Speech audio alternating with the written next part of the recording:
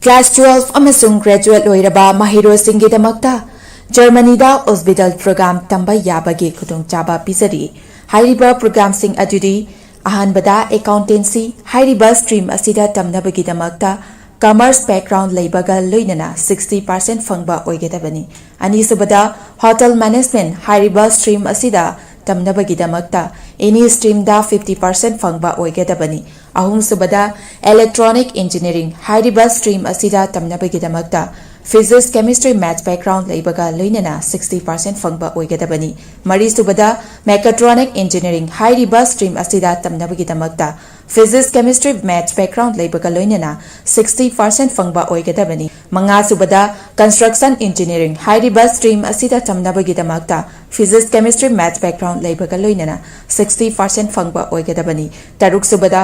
automatic mechatronic engineering hairiba stream asida tamnabagidamakta physics chemistry maths background leibaga loinana 60% fangba oigedabani taret subada electrical engineering hairiba stream asida tamnabagidamakta physics chemistry maths background leibaga loinana 60% fangba oigedabani nipan subada medical technician radiology assistant MTRA tamnabagidamakta any stream da 50% fangba oigedabani mapan subada medical assistant amasung tara subada nursing hariba sing asi tamnabagidamakta 12 natraga graduate loiraba singna apply toba yagani loinana hariba program sing asi tamba mahiroi singna thagi oiva stipend listing 100 dagina 1 lakh phawba chahi ahum phangani loinana 100% job guarantee in Germany da oigani loinana 100% education loan to support taujagani akupa marol gidamak 7005 063196 ta contact tawiru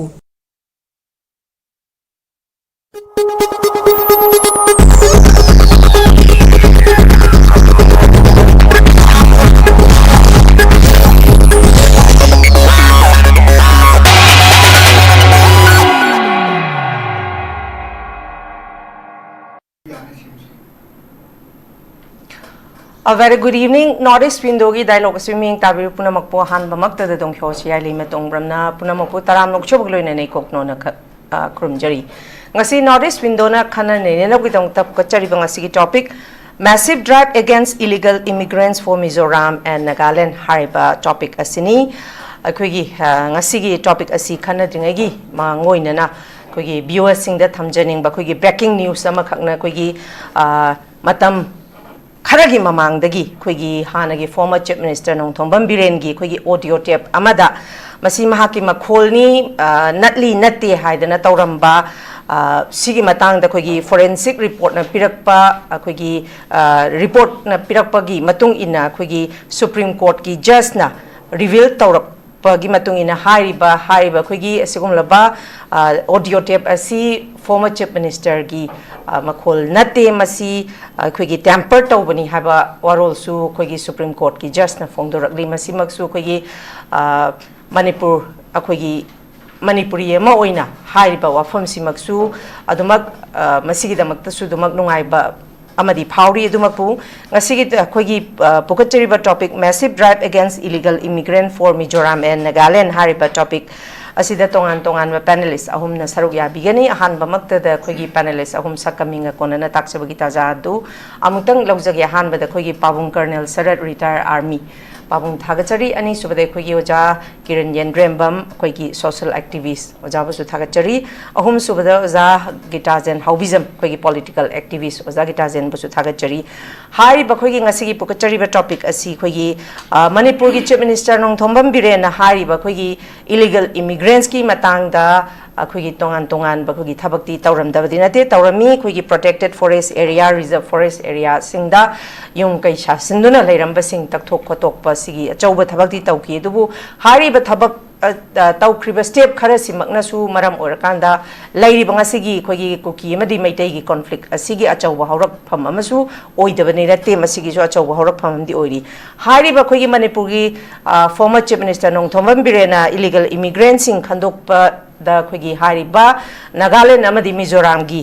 chief minister na yam kanna masigi chairamba wafam su dumak lei adumak pu hojikti hari ba Mizoram amadi Nagaland gi Chief Minister Singsu Hariba Kogi illegal immigrants Singi Achau Bacha Kingsi Panglapana Maram or Kanda Masida Kogi Hariba Chief Minister Ani Magna Masida Tamlak Libatongan Tongan Bawafamna Mizoram Dana Kogi Tongan Tongan Ba Kogi Anova village Taraga Matoi Tugaina Bawafam Kangan Kre Haibasu Hari Masida Kogi Young Party Association Nasu Tugaina Hai Kre Hari Aduga Nakalamarom Dana Nagaland Dana Hari Bakogi Sarkarna Piramba Akogi benefits sing as cookie sing da Piraroi Katat Krehab Wafam Sutamli Adumakpu Hariba Manipuri Laiba conflict Asigi Achawa Horok from Su Oriba former Chief Minister Nakogi protected forest area Madi reserve forest area sing da Yung Kai Sinduna Leramba sing eviction Taurubagi Achauba issue Masulaita Benate issue Simagna Su Achauba Hariba conflict Asigi Horok from Su Ori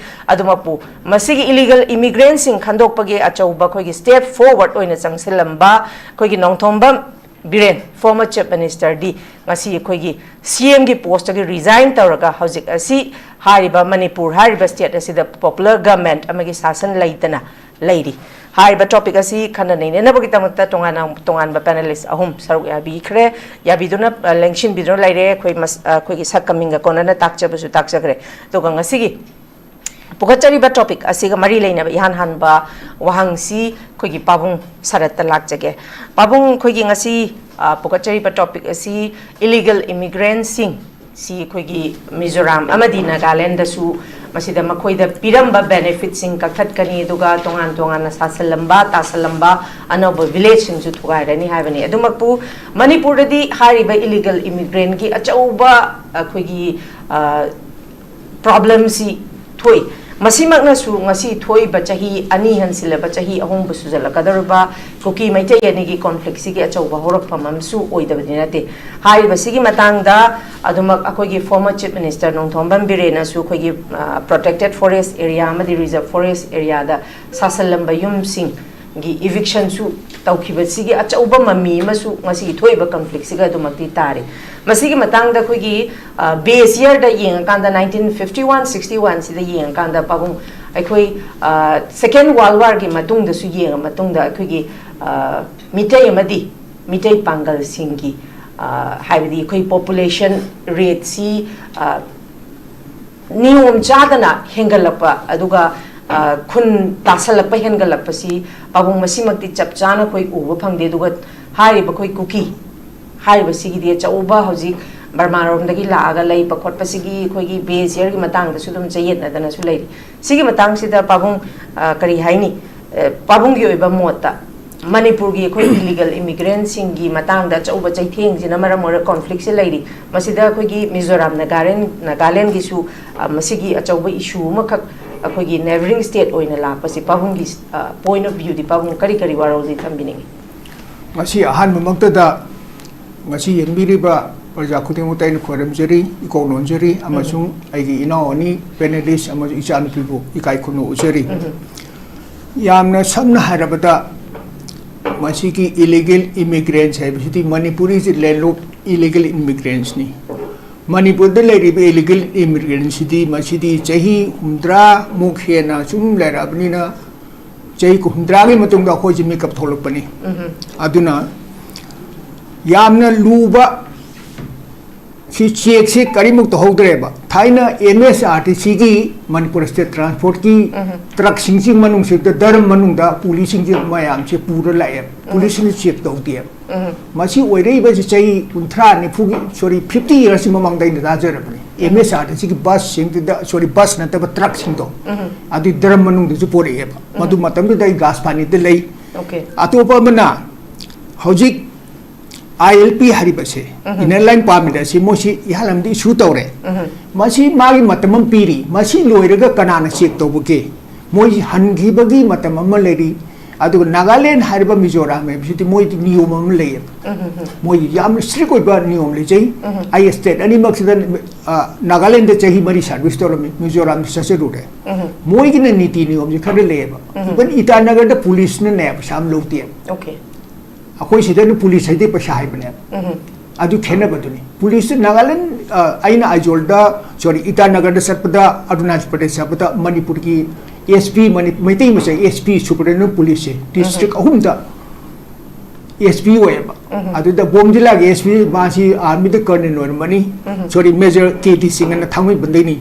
I in a man Lansam Samneta Mui policing check was a Pasham Lotina Madu hello of the police Tatley and High Okay. Suspend me love the Tinium Lebanina illegal immigrants say Moisi Some ready topogi moi dia to ship or got dispo amuta moi tanto keba halan gieba adu manipur the ship ability new mongolite hoji impal example in harishine impal mayol sita thangal bazar pauna bazar de ribisu mate uri pro moi permission adi thabak subu laiba maximum manipur de leje hoji bihari ne ba masi bihari ne high bi wanate makoi de permit lo bokot basi isam jare permit lo 150 rupees da kainom high 50 rupees ado moina mu renew dorga illegal to 1000 final puloina mantai aduna akoi sida di check amu lete bani adu de atopam nam hai ke akoi illegal immigrancy kamai to word political instability with the example ina brahmarom de gi hoji akoi kuki bam thomje lai bese brahmasi am sarana ba moi di amna kaino disturb oi ba moi ri adu de gi moi political instability laite adu human rights mi subli laite another example hai Indo Pakistan war 1970 war se East Pakistan war masi East Pakistan de gi thomje lakpasina West Bengal torga West Bengal Assam thomje lakpasina moi si Assam da pura influx hoitna Assam da yam chaw problem moi kri to ne ba masi akoi India da nate all over the world ne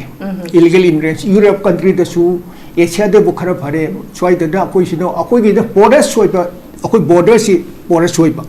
Manipur di am lai Manipur se even Nagaland ne chang pui adagi Mizoram di chang pui Silchar di chang Silchar gi wa mai ge USA de gi kupalama mo jiri rom di lakpa kadam ni check to trapa si san mo gi thokhi bani ko SP9 adu mo more selur halaga palen police na phai Okay. chang mo di akoi na di no kadam ko hangdre thola pate ho phari no hai akoi Manipur to ri so akoi sidai da border post sidai da immigrant officer leibra immigrant ki check post leibra moi check to si moi check to bun thoku immigration officer mo torga moi check to godam ne ba akoi sidai da system che sule leita ba gumani amarom da chi de leiba ground de leita ba aduga akoi maite ki population grow rahe si akoi 1.7 ni muslim na sorry cooking hadaga 3.5 lere adigi hoji Muslims in 5 ne ba ye mo chi population growth yam do akoi maitai masa magi maru nupi or nupa or akoi di yam rare or species or bani akoi maitai si adugi mati population handagre underground da handagre drug te handagre adudegi isam chere bda alcohol de handagre adigi road accident is prang ten angang na yam siri ba chi ayam na hang tani han na tre akoi population growth si yam na Mom Tana ako shoi bani ko masi toina khanderuba adudegi bad red kit matam de chijeran to bu ko pusu tum hairi ko masing bok te adudegi hantak thoi ba 3rd May 23 sisu illegal immigrants ki one of the cause ne main cause ne ba madu de lungi set ba kuki yauri ado madu lungi set ba kuki diga dasilite that is basically Burmese lungi selitna moi sipai so tum selitna moi akoi kaino da akoi photo da kari da loina ma hau da tum thoki bani choi da nati chura chambu nati uri se kang ko da lungi set ba yaw se ba ado even a sang ne report le yi bani aduna akoi da choi de bi bem kari haini yam khra ba akoi se choi ri ba se aduna immigrants city isam chane ba ai phagi pharangi wa na tre akoi gi phamnai ba sing illegal immigrants to no moi phangje tori city moi akoi si maitai akoi Manipur to popa indigenous people sin akoi ji botha dar kan mani khan gi dare ba aduna ato point ma ga jage akoi census ki de tori diti census report ta ching population growth to ba re census ka to de tori me am do madu illegal immigrants ka te ne ba aduna di we are moi illegal immigrants ta akoi countless ne from all angles ta adu border akoi Manipur si open oi ba kanoni open oi ba state ne akoi gi de check se isam jai de mau de su kan mu check leti Jiri su check leite more check leite adi tipai muk sai ti sur chan go check leite ba four corners in check post am leite adi police outpost la thoga ko khong ne se dum la pi ai ta adi na ko system chi sidai da pangang ang jabu yoni moi phanai be sing na ma ne ngangmam thoi na ngang bo yoni thagok poi ut pi hai ba moi na chahi tare ni pa no ro chahi tra ma ro chahi humdra sidai da manipur le remba immigration officer ro police officer ro DC ki staff ro moi sina bu ngasi ILP ai ngasi sumain to dna pa si matam sang na parami torga kari fine torga ba ki report to gi se karan tari khabada khara utbagi more rom di khara report to gre masing kara masing thang sangji thado puna masing thang la samgi bati masing thibangam trap ne ko thado ko de masing kara thira thakha ba ut chai bane ba adina khoi sam sam na har ba to manipur di hoji kamai tum population ene kano si kamai tum thi do no hoji indigenous ni nati kan si kanan kamai tum system se kamai tum lei do no hai ba akoi manipur da maitil thuk tum mayam am leri siti yes maitil thuk tum mayam am leri ba adu karai re ai panjare chindi panjare ba mayam khangner bo pham ne manipur da ko mina bo maitil khangdi hi lo re bo wa ne mother tongue singang trap jana ma si manipur popune ne manipuri ne kamai hai do ma si any kano caste wera suno pako tribe wera suno any kano manipur poko ti muti long ni thokun to itna adu mayam lei ibe ma isat ain hajading badi masigi topic sidi am phajaba aduga thaba oina ti ya bwaga de thaba mani aduga akoi ngasi choide ba khuti makse ain hajabadi Pukshin Cheng the Pukshin Cheng Tabok to hold the Swedibani. Masama Titi to Masaki Titi to Masakanga Man, personal get the Pasaka and Ponga, Sibo I told and Kanba Adum Sat Krabaneva. Aduna Mashi Manipur say, Akui one of the courts ne, she told him, say, Akui Manipur Mangela Pigi Kudam say. Another example of Harrison, Akui Laiba mayam si illegal immigrants sing se moi si yam laiba si male hakte ne yam na female li lakti na ko chwai de laiba koi mai de nupi sing cross marriage or ga mayang kya no ma 50,000 ne kya no mangra 5,000 no moi MLM no puthokki bata moi to pura luhong le me hai ti tame short MLA ra kam ka no gi IT so MLM hai di bani 50,000 se kamai to mang re to pura luhong le me hai adu ti moi illegal immigrants ne kamai de moi te no piloram ni na mo so ta thopu ya de tana adu ki to cause to adu ne ba koi society sina tawatra go me na mathau tawtra mina nga si wari ba si parja do wa ba go me na matha thabok de tawtra ga wa ba ni parja do wa ba common man de wa ba yo ni ta ila kun ma kana su wa ti adu na yamna aina hajabaduni it is a Manipuri land of illegal immigrants ne Hoji Manipur si illegal immigrants ne majority were aduna indigenous people ne masing yam do na si akoi wari ba sine akoi indigenous si pa akoi masing si yam ma ba akoi ni tion leir ma ba isa gi thoi pa sakhang na tor ma ba discipline leir pa adu wa ti nga si akoi wari ba hoji thoi ba hoji thoi bi irang si ethnic classes to moi hai ba wapam ju tham je matang hidai lo sin je ga pass round si okay Thank you very much. Tagat chari pabung makhat thatha boy nai oza kiran dalak jage oza kiran nakalam rom da hauji khoi gi thoi ba conflict si gi achauba main cause main factor har gadi akhoi gi masida illegal immigrants sing si khadok na ba khoi gi hai riba khoi gi BJP gi regime da akhoi gi former chief minister nong thombam biren gi masi maksu mahang na tawramba mahak ki regime manung da tawba thabak khuding bak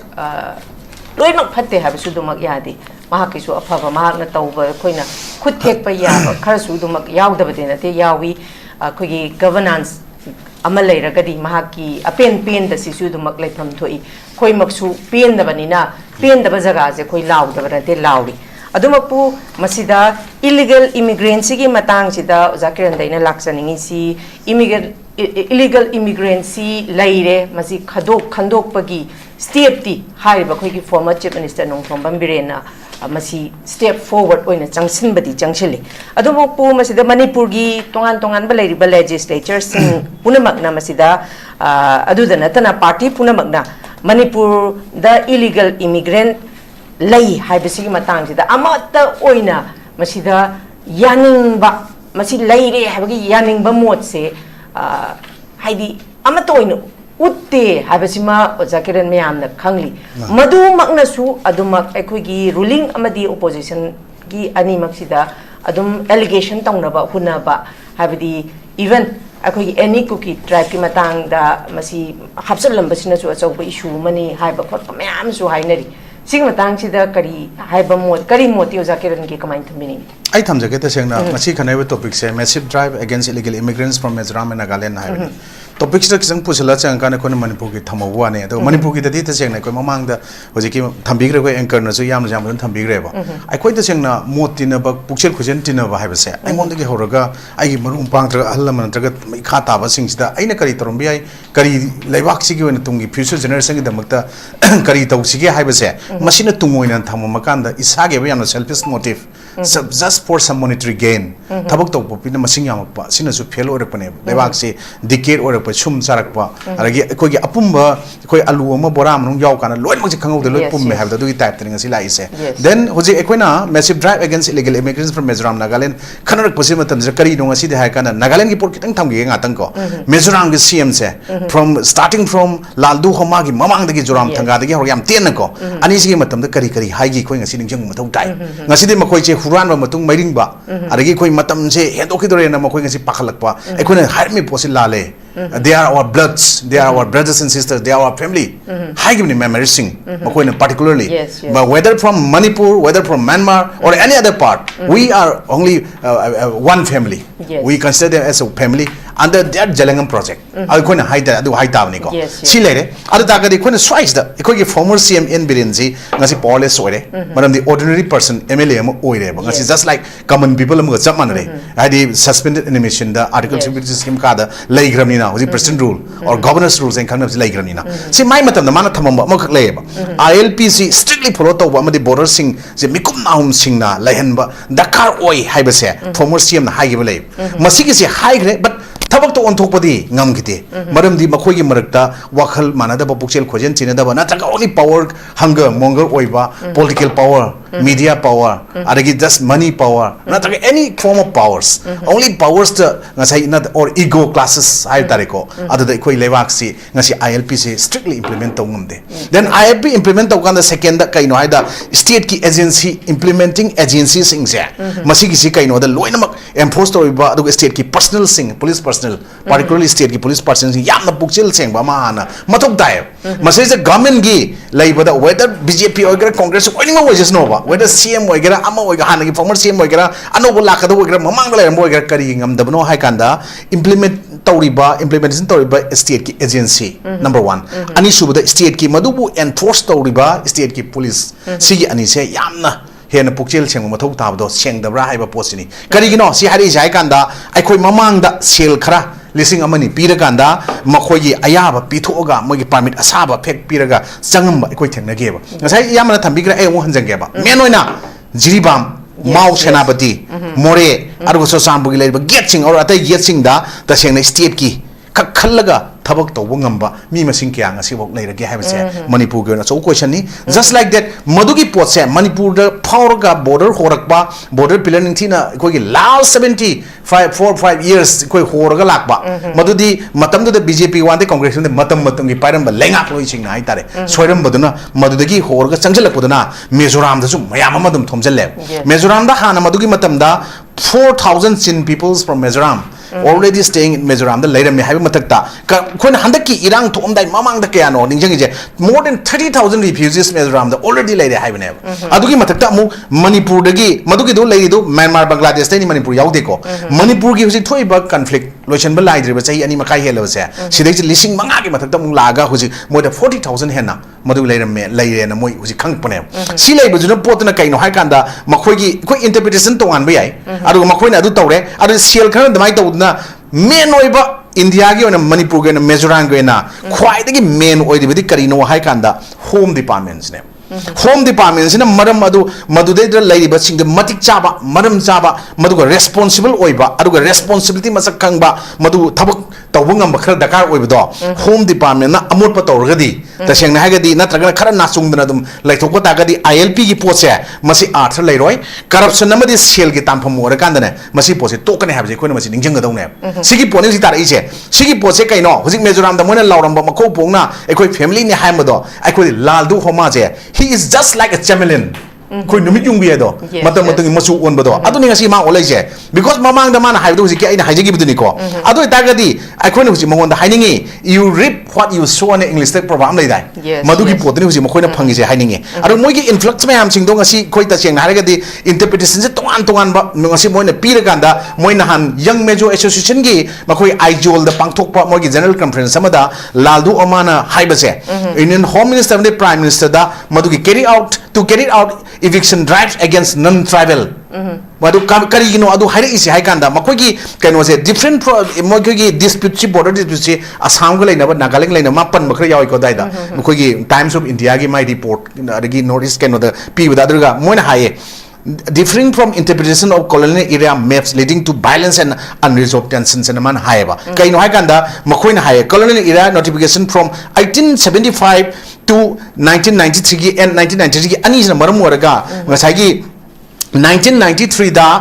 map prepared by the Survey of India aduna boundary define tawdam ni haire adagi adugi mamang da su ngasagi 1875 ka aduna oigadam ni haire aduna Mizoram na claim toina kaino haida Assam na claim tawuna hujiki 1933 da tawji haiba somda mu Mizoram na claim tawuna on the 1875 notification do aduda da madugi duna tawgadam ni haibane ba madugi duna tawgadam ni aduna distinguish the Lusai Hills from pillar of Kochana moi pira kanda madui tawgadam ni yena lai madugi 152 years ago ngasagi ujiki 1873 gi do madu the Bengal Eastern Frontier Regulation kaino na 1873 laibase sina di matam du da protect torga thamami haibane ba ngasi electric haibane ba hojikta makoi se ekoi gi matam mama ekoi chomda Manipur gi mitei prajana particularly ko hojiki Iran conflict se external aggression ni internal disturbance laire madugi conflict se majiki mayam am laire madugi potu to bodo moina ni haibase moi ko ni yada bane adu hojiki kai dore ma hojik na han gi dumba conference to mana haire widening of National Highway number 306 National Highway number 306 amadi National Highway number 6 moi Mizoram da lai se 4 lane on thona bo holak se due to delay of compensation kaino dispute and differences obtaining in forest clearance to phangdabana moi yadre number 1 ani gatani ani suda kaino delay in construction of gas pipeline kaino from Tripura and the trade facilities kind of centers at India Bangladesh border do machi yadre ba kaino due to similar forest clearance challenges to oibine Mizoram ge CM je huji bhab ta wa horok pane lawe ba adudi aikoina ta sengna haib ta gadi makoina hujik mayam am laiba ekoi India gi oina aluga ekoi illegal immigration mayam je tackle tawdon hadi border management gi aluga technology solutions aluga legal enforcement natraga international cooperation dakar oi haiba je interstate so dakar oi adu da mana ekoi thangnaba lebak Manipur je kashu leitana Manipur gi CM natraga ekoi lengak te rom mayam urambado ngasi ma bhab ta orangani adra aina mamang da hijaba Manipur gi da first point da ILP implementation tawdo state ki agencies natraga magi enforce tawdo state ki police sing do yam maru oi abda moi police yam na strict oi ko agency sing strict oi gi bi ai adu ma moi da ngam gi bi ai number 1 number 2 da ekoi moi gi gate sing do madugi pota madugi thabak ningtin tawbu ngam mathau tai je moi ju uji ekoi Manipur da haiba moi ju daka lai sel khara piraga tawbu moi ju jathara Manipur gi da maina moi ju oi roi aro ekoi gi lup pas moi ju dum yawgani aro ga amuksu makoi gi Home Department do madugi kaino duni Nagaland ge Mizoram ge ko yeng doi se Manipur gi dinga si tholi ba poche ILP ningtin strictly follow tawbu ngam da ba border gi tachengna mikup naum singna madugi lehenna ba pot dai koi former CM na haiba ko na mayam hairi se masi pot ngam da basine sigi pot sing ngaman ge haik da di koi gi state ki Home Department mapani pusilwa paramilitary forces na tana ko madugi posu yam daka oi aduna border security management ko yam maru oi ba koi gi sigi pot se moi ga ta koi ente fencing khang de ma khang de then koi gi tachengna haige di koi na comprehensive integrated border management system and koi lai ba ano bagi time to time my monitor to ba ga situation awareness pi ba pot madu koi sta like ta bane ba are koi conduct regular patrol to ba koi gi patrolling chalan ba khot pa magi exercise to ma myam koi ke su intiru u de na ko koi ROP thambiu koi kaino gi hoji buffer zone ga ne koi Manipur lai si ju si illegal immigrant thol ne tro moi tholo haninga lete madu gi pot myam smai thalo adana moi gi young major association ga paite ge ngai hari bo kangbu dana hoji gi sumba village tarama thoi ꯂꯣꯏꯗꯣ ꯇꯔꯥꯗꯨ ꯁꯤ ꯂꯣꯏꯁꯜꯂꯨ ꯁꯤ ꯇꯧ ꯀꯗꯧꯒꯗꯝ ꯗꯤꯄꯣꯔꯠ ꯇꯧꯗꯝꯅꯤ ꯍꯥꯏꯕꯗꯣ ꯃꯗꯨ ꯃꯤꯈꯛꯇꯝꯅꯤ ꯑꯗꯨꯒꯤ ꯄꯣꯠꯇꯣ ꯑꯩꯈꯣꯏꯅ ꯇꯁꯦꯡꯅ ꯍꯥꯏꯔꯒꯗꯤ ꯃꯈꯣꯏꯒꯤ ꯌꯥꯝꯅ ꯀꯩꯅꯣꯒꯤ ꯕꯣꯔꯗꯔꯁꯤꯡꯗꯨꯗ ꯑꯩꯈꯣꯏꯒꯤ ꯅꯪꯒꯤ ꯃꯥꯒꯤꯅ ꯈꯥꯏꯗꯅ ꯍꯥꯏꯇꯥꯔꯦꯀꯣ ꯃꯗꯨꯒꯤ ꯄꯣꯠꯇꯨ ꯌꯥꯝꯅ ꯗꯔꯀꯥꯔ ꯂꯩ ꯑꯗꯨꯒ ꯂꯤꯒꯦꯜ ꯑꯦꯟꯐꯣꯔꯁꯃꯦꯟꯠ ꯃꯤꯟꯗ ꯑꯩꯅ ꯉꯁꯥꯏ ꯍꯥꯏꯖꯕꯗꯨꯅ ꯉꯁꯥꯏꯒꯤ ꯑꯦꯔꯦꯁ ꯑꯦꯟ ꯗꯤꯄꯣꯔꯇꯦꯁꯟꯁꯦ ꯑꯩꯈꯣꯏ ꯈꯛꯇꯪ ꯃꯅꯤꯄꯨꯔ ꯈꯛꯇꯪ ꯇꯧꯕ ꯌꯥꯔꯣꯏꯕ ꯃꯣꯏꯁꯨ ꯑꯦꯔꯦꯁ ꯇꯧꯕ ꯗꯤꯄꯣꯔꯠ ꯇꯧꯁꯦ ꯍꯥꯏꯕꯁꯦ ꯑꯃꯠꯇ ꯑꯣꯏꯅ ꯌꯥꯔꯀꯥꯟꯗ ꯃꯗꯨꯒꯤ ꯄꯣꯠꯇꯣ ꯗꯤꯄꯣꯔꯠ ꯇꯧꯕ ꯌꯥꯏ ꯀꯩꯅꯣꯗ by using legal provision like passport entry act 1920 gi matung ina foreign nationalists pharaga illegally countries lai khudimok se loimak deport to ya se law na pira pot neba adana madugi poto makoi Mizoram na su makoi na tawni hado ikoi Manipur gi su ji kaino lai bi wani adana ta sengna haraga di Mizoram gi pot da madugi poto ma hana khangba mathau tai ba ko madu khangdraga di ta sengna haraga di yamna bera ka ba pot ama lai gani moi da su tum adagi ikoi na ta sengna hujik lai ba enforcing existing law madugi posting the entry without documents khoi changak pasing madu penalties aruga magi hengalan ba fine heavy punishment ohenba number 2 da ahum su buda khoi gi criminal network mayam am haib tare madu crack down to buda khoi gi taseng haraga de khoi illegal immigrants sing khoi da so called khoi gi drug mafia cartel narco terrorists madu thon me haida mudu su same ne badum sap mane ba ko madu gi dakalai aduga legal framework reform khoi gi taseng haraga di more kind of consistent and comprehensive legal framework for managing foreign nationalists and migrants sing che masigi pose hana tawdragadi aikoi Manipur ra hujik thoiba kind of haitare conflict crisis unsolved oriba potse second sathiba moi masen marakta huji ikoi sida Chosampur da eri jaga da ngarang nan village bama aduna hale adun tawre adagi moi nan sida Manipur da ikoi ministry of home gi taroga kind of hotel classic ground da la unaramdo moi ada hale adu tawen tawno pot me am leidana ko sigi potse aikoi sina mokoi tasena parama oraga madugi potu da mokoi de bhap ta ba yarabane na hainingi aduna aikoi huji mokoi gi da makta khanabi base aikoi ngasi gi da massive aikoi gi kari haitare aikoi gi ngasi gi topic drive against illegal immigrants from Mizoram and Nagaland ja aichu kan khana ningde aikoi gi Manipur la riba poto adu noi thon ba da mateng pangi bani ari aikoi gi tuiwari burger ti pai muka tana bada thong changa salakpa Mizoram gi laldu homana madu ayaba aikoi kanogi Manipur state government gi yaude aruga kanogi central gi su yarom moi adu mana laksalaga sanga salim neba moi masen se mana yana tawbo se suda ikoi Manipur ngasi thoi se all cookie new cookie khaibo na teba mapana gi influx oksalakpa anu ba paisa paida ba khulai matik chan pai kangu jingna namjal laga thamgiba mayam do ngasi de ikoi Manipur gi mitai community di idea of Manipur pun hingmina dawni adagi ngakbi chawbone tarokan leibadna wakan kan ngang da ikoi kara mani ngang na angaw phai tv thula ngang ba hairang mudi ai ko ikoi nungsiram da bai but karino ikoi ngakpi bi am chawe hoje ikoi kom kangu ikoi dum cookie clan ne haramba umbrella for better political bargaining power leram bai ikoi ngasi kom kem tawde tharo da kem ta haide atopa purup mayam dai even ngasi airport da merikom la hawi ikoi urei ko kan kanam kai mai de khalna ju yengde aro ikoi sidai se yengbi oba sumba mayam thore se even ikoi de di laimina fru kanglup ta ne nga ki ikoi yana yana ngang ba se yade haiba pose right to freedom of speech and expression guaranteed by the Constitution of India under Article 19 clause 1 sub clause A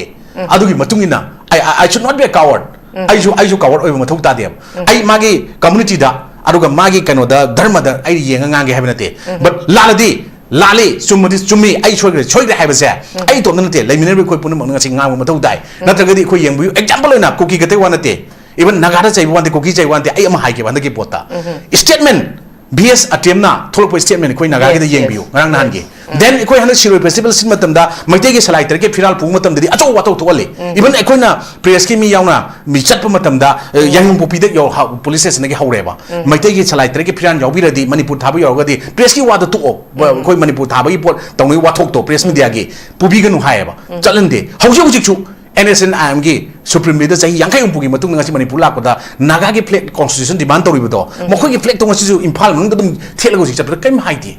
thoi madu hai chi hai benati adu aikoi gi maitai amatana or any community group amatana madu gi objection to su leite ngasi bo but aikoi atopana di aikoi maitai community na general da laibani natragi ban ning do palamba Southeast Asian country da chahi lising ani gi ahum gi puwari laiba masagi loan masagi script masagi culture masagi tradition chanabi loi lejabani haiba aikoi na torubu matam da di taseng na madu gi do ya da bodona ꯐꯨꯔꯨꯞ ꯀꯥꯡꯂꯨꯞ ꯃꯆꯥ ꯃꯆꯥꯅ ꯁꯦꯝꯒꯠꯂꯀꯥꯟꯗ ꯅꯠꯇ꯭ꯔꯒ ꯑꯦꯅꯤ ꯑꯆꯧꯕ ꯐꯨꯔꯨꯞ ꯑꯣꯏꯔꯒꯁꯨ ꯑꯇꯣꯞꯄ ꯑꯩꯈꯣꯏꯒꯤ ꯃꯇꯨꯡ ꯇꯥꯕ ꯂꯩꯕꯔꯁꯨ ꯑꯗꯨꯝ ꯍꯦꯛꯇ ꯂꯥꯛꯑꯦꯕ ꯁꯤꯒꯨꯝꯕ ꯃꯌꯥꯝꯁꯦ ꯁꯤꯒꯤ ꯀꯩꯅꯣꯁꯤ ꯂꯩꯇꯥꯔꯒꯗꯤ ꯏꯁꯥꯒꯤ ꯑꯅꯤꯡꯕ ꯑꯄꯥꯝꯕ ꯋꯥꯈꯜꯗꯨꯅ ꯄꯨꯔꯒ ꯂꯣꯏꯅ ꯆꯠꯄ ꯇꯥꯔꯒꯗꯤ ꯑꯩꯈꯣꯏ ꯄꯣꯠ ꯍꯤꯡꯃꯤꯟꯅꯕꯒꯤ ꯋꯥꯅꯦꯁ ꯑꯣꯏꯕ ꯑꯗꯨꯒ ꯑꯩꯈꯣꯏ ꯇꯁꯦꯡꯅ ꯍꯥꯏꯔꯒꯗꯤ ꯀꯔꯤ ꯍꯥꯏꯇꯥꯔꯦ ꯃꯗꯨꯒꯤ ꯀꯩꯅꯣꯝꯇ ꯌꯥꯔꯣꯏ ꯃꯗꯨ ꯏꯟꯇꯔꯅꯦꯁꯅꯦꯜ ꯑꯃꯗꯤ ꯗꯣꯃꯦꯁꯇꯤक ꯄꯣꯂꯤꯁꯤ ꯆꯞ ꯆꯥꯅ ꯄꯣꯂꯤꯁꯤ ꯄ꯭रोग्राम ꯁꯦꯝꯕ ꯃꯊꯧ ꯇꯥꯏ बायलैटरल एग्रीमेंट्सिंग not only with international countries अखोई स्टेट थंगनबसिंगदसु लैब दरकार लै अदगी प्रोमोटिंग लीगल चैनल्स मैम अमा अखोई मथौ ताई एड्रेसिंग रूट कॉजेस क्राइ देन अखोई खंदोंमिना मथौ ताई देन पब्लिक अवेयरनेस मदुगी पोतु या मथौ ताई so for India physical infrastructure in the form of border fencing अनि सुबदा फ्लड लाइटनिंग अखोई कनो लाइट अंगान बसिंग से बॉर्डर एरिया सिंग अखोई निंगथिना चतुक चसिन तबदो उनब मदु दरकार ताई अदगी कंस्ट्रक्शन ऑफ बॉर्डर रोड्स लंबीजु याम फन मथौ ताई फॉर बॉर्डर सिक्योरिटी अरेंजमेंट सिंगी then establishment of border outpost मसिंग याम लेहन बजे बॉर्डर थम तारगदि सिगी इलीगल इमिग्रेंट्स की वाथोक ngasi sumba thoiba crisis conflict future mutpa yaba pose kan bangam gane se ahan bagi arun birauna ismai thamjaki Okay, thank you very much. I'm Namarik Chumba Barol Kama, KIRAN Thambiri. Makat Zathaja Boinai, Ozagitajen the Lachake. Ozagitajen Nakalamaram the Quigi, Yumlum, the River State, Haitare, Mizoram, Amadi, Nagaland, Hana Makogi Tongan Tongan Bashim, Chief Minister Anina, Hai Bakogi Manipurgi, Chief Minister, illegal immigrant, Kandok Pagi Matang, the Makoi Masi, Wawai Tawaidana. Nganglambani, Dumaku, Makoshu, Hariba illegal immigrant gi, issue sina, Makoshu, Manipur, the Togliba crisis, Simbab, Makoshu Toglak Patare, Habagi, Akiba, Mipai Bama, Lakpana, Hariba Makogi, Haribalam, Ani state, Anishida su illegal immigrants singi, Makoi Tasalamba sing, Tongan Bakun, Taragama Toy, Amadi, Cookie sing the Piba, Gamana Piba, Akoi benefits sing, Katakani have a Warol Kayama Tamli. Masi Matanga. Ozagitajen da ina mulak chaningi ngasai gi manipur da su akhoi illegal immigrants sina maram oirakanda achauba ko samar oiraga factor amorga khoi hauji conflict se leiri bani masi resolve to bangam da na dumak leiri bani masi da Ozagitajen ina lak chaningi khoi masi gi illegal immigrants gi refugee gi matang chi da khoi sarkar na akhoi cabinet subcommittee semlaga thigat pada khoina phangkhiba 1967 da refugee in a lake Basingdu, Mother refugee nutly, Natraga, Nutil, Lali, Hydurba, Simatang Sidasu. Habdi Nasip Hobokoi, Japchana, Heidi, no one omidi Henzela Eva. Adu Sigimatang Sida Kui, Ozan, Bakugi, Pabuna Sutam Bigre, Zakiran Sutam Bigre. Heidi Janga passing Sida Kugi, ILP, Pazana, Zatnaba, Ngamdava. Aduga, Masigi, the lay basing in a Pasak, Haragi the Makta, Tabak Neum, Chumna Taudaba. Border fencing fazana tawdo machine su dumak achoba ko sama oi bani sigi matang sida Ozagitajen gi moti kari thambini ngasai sine su khoi boat bank gi achoba ma illegal immigrants leire khangna masida boat bank gi achoba khoi gi borders boat thadana bagi damakta su khangna masi adogumba kaya ma chathagibsno maram or kan ngasi khoi achoba awaba ma mayok nari bani Sing matang do Ozagitajen gi mo kari kamai thamini ozam tam kahan bada notice window yen biri ba ni puja ko be khunu sari nang sik penetration yen biri ko tamusara amade itaw kiran amade hoso biri ba hiyai osta ko be khunu sari hiyai thona ka shungan ngai oide ko ngai oide ekoi india si koina yam kumni yeng matam da ekoi india gi leiri ba ko gi masat hai tare ko sina notice particular notice interna to pa ko gi khra big state haitare ko khar chawal land administration ga yeng yom yeng india na sathai la lomuyam si kupna yeng ro matung dai khoi manipur da india na yeng yom yeng si khoi adu na khoi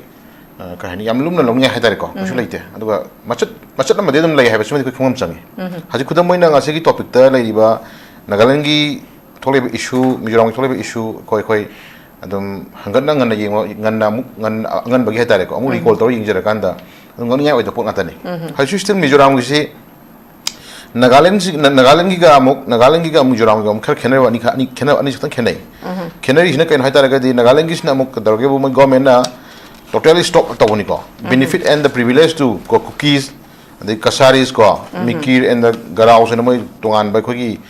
community khara da ko moi indigenous citizen na ta da kam khara se da moi tangai fa na moi kana pirama mayam thing lok thok khotok pa moi si tangai fa na moi si ngasagi illegal immigrant ni hagira ga su tasena moi si already nagagi lai ban lamda settle dawle singim kangu mu yauri bani na moi si kamaina arrangement tar ka da ha du madi ꯍꯥꯟꯅ already ꯃꯣꯏꯁꯤ ꯒꯣꯔꯃꯦꯟꯒꯤ benefit ꯐꯪꯉꯝꯃꯤꯌꯦꯕꯀꯣ ꯐꯪꯉꯝꯕꯗꯨ ꯃꯣꯏꯒꯤ ꯑꯣꯏꯕ system ꯑꯃꯅ ꯑꯃꯨꯛ ꯃꯣꯏꯁꯤ ꯒꯣꯔꯃꯦꯟꯒꯤ ꯕꯦꯅꯤꯐꯤꯠꯁꯤ ꯂꯧꯊꯣꯛꯑ ꯃꯇꯨꯡꯗ ꯃꯣꯏꯗ ꯀꯩꯗꯧꯔꯛꯀꯗꯒꯦ ꯍꯥꯏꯕꯒꯤ ꯑꯣꯏꯕ ꯑꯣꯞꯁꯟ ꯑꯃꯅꯤ ꯗꯦꯟ ꯃꯤꯖꯣꯔꯥꯝꯒꯤꯁꯤꯅ ꯑꯃꯨꯛ ꯇꯣꯉꯥꯜꯂꯦ ꯑꯃꯨꯛꯀꯣ ꯃꯤꯖꯣꯔꯥꯝꯒꯤꯁꯤꯅ ꯑꯃꯨꯛ ꯍꯥꯟꯅ ꯂꯩꯔꯝꯗꯕ ꯂꯣꯏꯅ ꯇꯣꯛꯑꯀꯥꯟꯗ ꯏꯅꯧ ꯅꯧꯅ ꯑꯩꯈꯣꯏꯒꯤ ꯌꯨꯝ ꯃꯁꯤꯡ ꯍꯥꯏꯇꯥꯔꯦꯀꯣ ꯚꯤꯂꯦꯖ 12 ꯍꯦꯟꯒꯠꯂꯛꯄꯒꯤ ꯋꯥꯊꯣꯛꯇ ꯑꯅꯧꯕ ꯈꯔ ꯏꯟꯐ꯭ꯂꯦꯛꯁ ꯇꯧꯕꯒꯤ ꯋꯥꯊꯣꯛꯁꯤꯗ ꯃꯣꯏ ꯌꯥꯝ ꯀꯟꯅ ꯈꯨꯠ ꯊꯥꯕꯒꯤ ꯃꯃꯤꯅꯤ ꯇꯥꯔꯤꯁꯤꯅ ꯑꯗꯨꯅ ꯑꯗꯨ ꯅꯠꯇꯕ ꯍꯥꯟꯅ ꯑꯣꯜꯔꯦꯗꯤ ꯂꯩꯁꯜꯂꯒ ꯂꯩꯈꯤꯕ ꯀꯥꯡꯕꯨꯁꯤꯡꯁꯤꯗꯤ ꯃꯣꯏ ꯁꯥꯏ ꯑꯦꯔꯤꯌꯥꯁꯤꯗ ꯃꯣꯏ ꯏꯂꯤꯒꯦꯟ ꯏꯃꯤꯒ꯭ꯔꯦꯟꯁꯤ ꯆꯞ ꯆꯥꯅ ꯃꯣꯏ ꯉꯁꯥꯏꯒꯤ ꯊꯤꯗꯣꯛꯀꯅꯤ ꯍꯥꯏꯕꯒꯤ ꯑꯣꯏꯕ ꯃꯤꯖꯣꯔꯥꯝꯒꯤ ꯄꯣꯠ ꯑꯃꯁꯨ ꯃꯣꯏ ꯊꯝꯗ꯭ꯔꯤ ꯁꯥꯏꯗ ꯁꯝꯊꯤꯡ ꯀꯩꯒꯨꯝꯕ ꯈꯔ ꯃꯣꯏꯁꯨ ꯈꯔ ꯑꯣꯃꯤꯠ ꯇꯧꯔ ꯊꯝꯕ ꯄꯣꯠ ꯑꯃ ꯑꯗꯨꯝ ꯌꯥꯎꯏ ꯃꯤꯖꯣꯔꯥꯝꯒꯤ ꯃꯕꯨꯛꯆꯦꯜ ꯁꯦꯡꯗꯕ ꯍꯥꯏꯇꯥꯔꯦꯀꯣ ꯃꯕꯨꯛꯆꯦꯜ ꯁꯦꯡꯗꯕ ꯃꯔꯝꯗꯤ ꯃꯣꯏꯅ ꯃꯃꯥꯡꯗ ꯉꯥꯡꯈ꯭ꯔꯤꯕ ꯇꯧꯈ꯭ꯔꯤꯕ ꯃꯅꯤꯄꯨꯔꯒꯤ ꯊꯣꯛꯄ ꯏꯁꯨꯁꯤꯡ ꯃꯇꯥꯡꯗ ꯃꯣꯏꯅ ꯉꯁꯥꯏꯒꯤ 7 times ꯍꯥꯟꯅꯒꯤ ꯂꯩꯔꯤꯕ ꯃꯤꯖꯣꯔꯥꯝꯒꯤ ꯆꯤꯞ ꯃꯤꯅꯤꯁꯇꯔꯅ ꯄꯤꯔꯝꯕ ꯁ꯭ꯄꯤꯆ ꯃꯥꯅ ꯉꯥꯡꯉꯝꯕ ꯃꯥꯅ ꯇꯧꯔꯝꯕ ꯉꯁꯤ ꯁ꯭ꯇꯤꯜ ꯉꯁꯤ ꯂꯩꯔꯤꯕ ꯃꯤꯖꯣꯔꯥꯝꯒꯤ ꯂꯩꯔꯤꯕ ꯆꯤꯞ ꯃꯤꯅꯤꯁꯇꯔꯁꯨ ꯃꯥꯅ ꯄꯤꯔꯤꯕ ꯋꯥꯈꯜꯂꯣꯟ ꯃꯥꯅ ꯄꯤꯔꯤꯕ ꯀꯩꯅꯣꯁꯦ ꯑꯩꯈꯣꯏ ꯉꯁꯤ ꯑꯩꯅ ꯁꯨꯝ ꯑꯃꯨꯛ ꯔꯤꯀꯣꯜ ꯇꯧꯔ ꯌꯦꯡꯖꯕ ꯃꯇꯝꯗ ꯑꯩꯈꯣꯏꯒꯤ ꯚꯥꯔꯠꯀꯤ ꯑꯣꯅꯔꯦꯕꯜ ꯍꯣꯝ ꯃꯤꯅꯤꯁꯇꯔ ꯑꯃꯤꯠ ꯁꯥꯍꯅ ꯃꯃꯥꯡꯒꯤ ꯑꯣꯛꯇꯣꯕꯔꯒꯤꯀꯣ ꯃꯃꯥꯡꯒꯤ ꯊꯥ ꯈꯔꯗ ꯃꯥꯅ ꯉꯥꯡꯈꯤꯕꯁꯤ ꯏꯟꯗꯤꯌꯥꯁꯤ ꯙꯔꯃꯁꯥꯂꯥ ꯅꯠꯇꯦ ꯀꯣ ꯏꯂꯤꯒꯦꯟ ꯏꯃꯤꯒ꯭ꯔꯦꯟꯁꯤꯡꯒꯤ ꯃꯣꯏꯒꯤ ꯂꯩꯐꯝ ꯅꯠꯇꯦ ꯀꯣ ꯃꯤꯈꯟꯗ ꯃꯣꯏ ꯁꯔꯨꯛ ꯌꯥꯍꯜꯂꯣꯏ ꯒꯥꯏꯁꯤ ꯑꯃꯤꯠ ꯁꯥꯍꯅ ꯇꯧꯔ ꯀꯣꯠ ꯇꯧꯔ ꯐꯣꯡꯈꯤꯕ ꯑꯩꯈꯣꯏ ꯄꯦꯄꯔ ꯈꯔ ꯎꯖꯈꯤꯕꯀꯣ ꯑꯗꯨꯅ ꯏꯟꯗꯤꯌꯥꯁꯤ ꯑꯩꯈꯣꯏ ꯏꯟꯗꯤꯌꯥꯁꯤ ꯑꯩꯈꯣꯏ ꯏꯂꯤꯒꯦꯟ ꯏꯃꯤꯒ꯭ꯔꯦꯟꯁꯤꯡꯒꯤ ꯙꯔꯃꯁꯥꯂꯥ ꯅꯠꯇꯦꯁꯤ ꯃꯥꯅ ꯂꯥꯎꯊꯣꯛꯈ꯭ꯔꯕꯅꯦꯕꯀꯣ ꯑꯗꯨꯒ ꯃꯥꯅ ꯍꯥꯏꯈ꯭ꯔꯤꯁꯤ ꯏꯂꯤꯒꯦꯟ ꯏꯃꯤꯒ꯭ꯔꯦꯟꯁꯤꯡꯁꯤ ꯚꯣꯠ ꯊꯥꯗꯕ ꯌꯥꯍꯜꯂꯣꯏ ꯚꯣꯠ ꯂꯦꯞꯄ ꯌꯥꯍꯜꯂꯣꯏ ꯍꯥꯏꯕꯒꯤ ꯃꯥ ꯀꯣꯔꯠꯇ ꯐꯣꯡꯈ꯭ꯔꯤꯕꯀꯣ ꯁ꯭ꯋꯥꯏꯗ ꯏꯟꯗꯤꯌꯥꯒꯤ ꯂꯥꯛꯏꯕ ꯏꯂꯤꯒꯦꯟ ꯏꯃꯤꯒ꯭ꯔꯦꯟꯁꯤꯡꯅ ꯄꯤꯔꯛꯏꯕ ꯆꯩꯊꯦꯡ ꯏꯟꯗꯤꯌꯥꯅ ꯂꯧꯈꯠꯂꯛꯏꯕ ꯁ꯭ꯇꯦꯞ ꯍꯥꯏꯇꯥꯔꯦꯀꯣ ꯁꯤꯒꯤ ꯃꯅꯨꯡꯁꯤꯗ ꯃꯤꯖꯣꯔꯥꯝꯁꯨ ꯃꯥꯒꯤ ꯇꯧꯍꯧꯗꯧꯕ ꯑꯦꯛꯇꯤꯚꯤꯇꯤ ꯈꯔ ꯇꯧꯍꯧꯗ ꯇꯥꯔꯒꯗꯤ ꯄꯣꯠꯁꯤ ꯍꯌꯦꯡ ꯀꯔꯤ ꯂꯥꯛꯀꯗꯒꯦ ꯍꯥꯏꯕꯒꯤ ꯃꯣꯏꯗ ꯑꯦꯄ꯭ꯔꯦꯁꯟ ꯑꯃ ꯂꯩꯔꯝꯕꯁꯨ ꯌꯥꯏꯀꯣ ꯑꯗꯨꯒꯨꯝꯕ ꯁꯦꯟꯇꯔꯒꯤ ꯂꯩꯕ ꯂꯨꯆꯤꯡꯕꯁꯤꯡꯅ ꯁꯥꯟꯅꯔꯤꯕ ꯂꯤꯂꯥꯁꯤꯒ ꯑꯗꯨꯒ ꯅꯤꯌꯔꯦꯁ ꯑꯦꯟ ꯗꯤꯌꯔꯦꯁ ꯕꯣꯔꯗꯔ ꯑꯦꯔꯤꯌꯥ ꯂꯩꯔꯤꯕ ꯁ꯭ꯇꯦꯠꯁꯤꯡꯅ ꯁꯥꯟꯅꯔꯤꯕ ꯂꯤꯂꯥ ꯈꯔꯁꯦ ꯍꯥꯏꯇꯥꯔꯦꯀꯣ ꯁꯤꯒꯨꯝꯕ ꯂꯤꯂꯥ ꯃꯌꯥꯝꯁꯦ ꯇꯉꯥꯏꯐꯗꯅ ꯉꯁꯥꯏ ꯑꯦꯔꯤꯌꯥꯁꯤꯗ ꯃꯣꯏꯁꯨ ꯃꯆꯤꯟ ꯊꯤꯕ ꯅꯠꯇ꯭ꯔꯒꯅ ꯃꯣꯏꯒꯤ ꯇꯧꯔꯤꯕ ꯊꯕꯛꯁꯤꯡꯁꯦ ꯉꯁꯥꯏꯒꯤ ꯏꯍꯣ ꯍꯣꯟꯅ ꯈꯪꯅꯔꯛꯄ ꯌꯥꯏ ꯈꯜꯂ ꯀꯥꯟꯗ ꯂꯧꯈꯠꯄ ꯑꯣꯏꯔꯝꯕꯁꯨ ꯌꯥꯏ ꯑꯩꯈꯣꯏꯅ ꯍꯥꯏꯖꯅꯤꯡꯉꯩꯗꯅ ꯅꯥꯒꯥꯂꯦꯟꯗ ꯇꯧꯔꯤꯕ ꯏꯁꯨ ꯃꯤꯖꯣꯔꯥꯝ ꯇꯧꯔꯤꯕ ꯏꯁꯨꯁꯤꯗꯤ ꯇꯁꯦꯡꯅ ꯍꯥꯏꯇꯥꯔꯒꯗꯤ ꯃꯁꯤ ꯇꯁꯦꯡꯅ ꯃꯊꯃꯣꯏ ꯁꯦꯡꯕꯒꯤ ꯃꯃꯤ ꯑꯃꯗꯤ ꯇꯥꯗ꯭ꯔꯤ ꯀꯣ ꯑꯩꯈꯣꯏꯅ ꯁꯨꯝ ꯅꯩꯅꯕ ꯌꯥꯕꯁꯦ ꯍꯦꯛ ꯀꯣ ꯃꯊꯃꯣꯏ ꯁꯦꯡꯕꯒꯤ ꯃꯃꯤ ꯑꯃ ꯇꯥꯗ꯭ꯔꯤ ꯃꯔꯝꯗꯤ ꯃꯁꯤ ꯀꯩꯅꯣ ꯍꯥꯏꯇꯥꯔꯒꯗꯤ ꯇꯁꯦꯡꯅ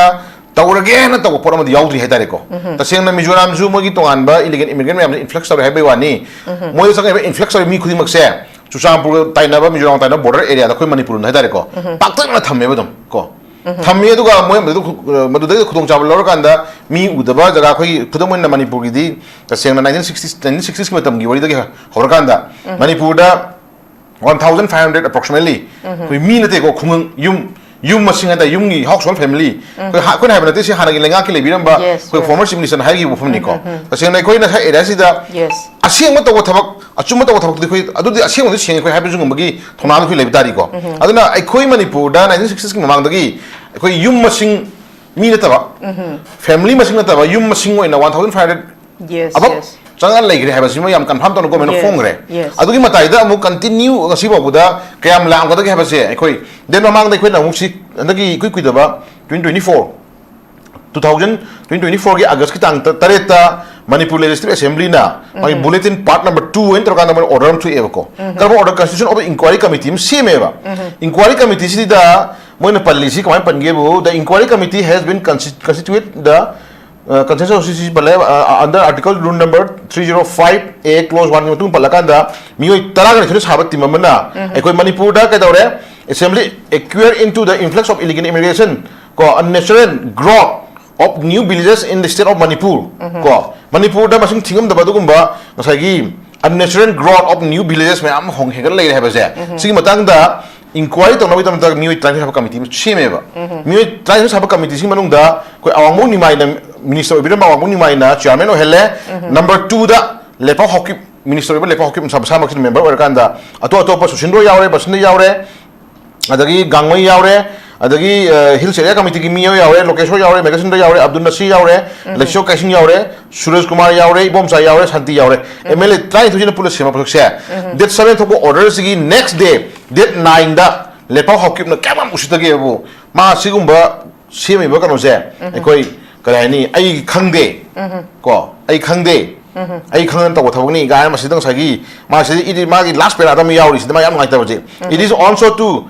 retaliate that I, along with 9 members MLAs from Kukijo community did not attend the ongoing Manipur Legislative Assembly session that the question is mayam palakan da mana masida sagi not arise ka to wahi palli last moment ko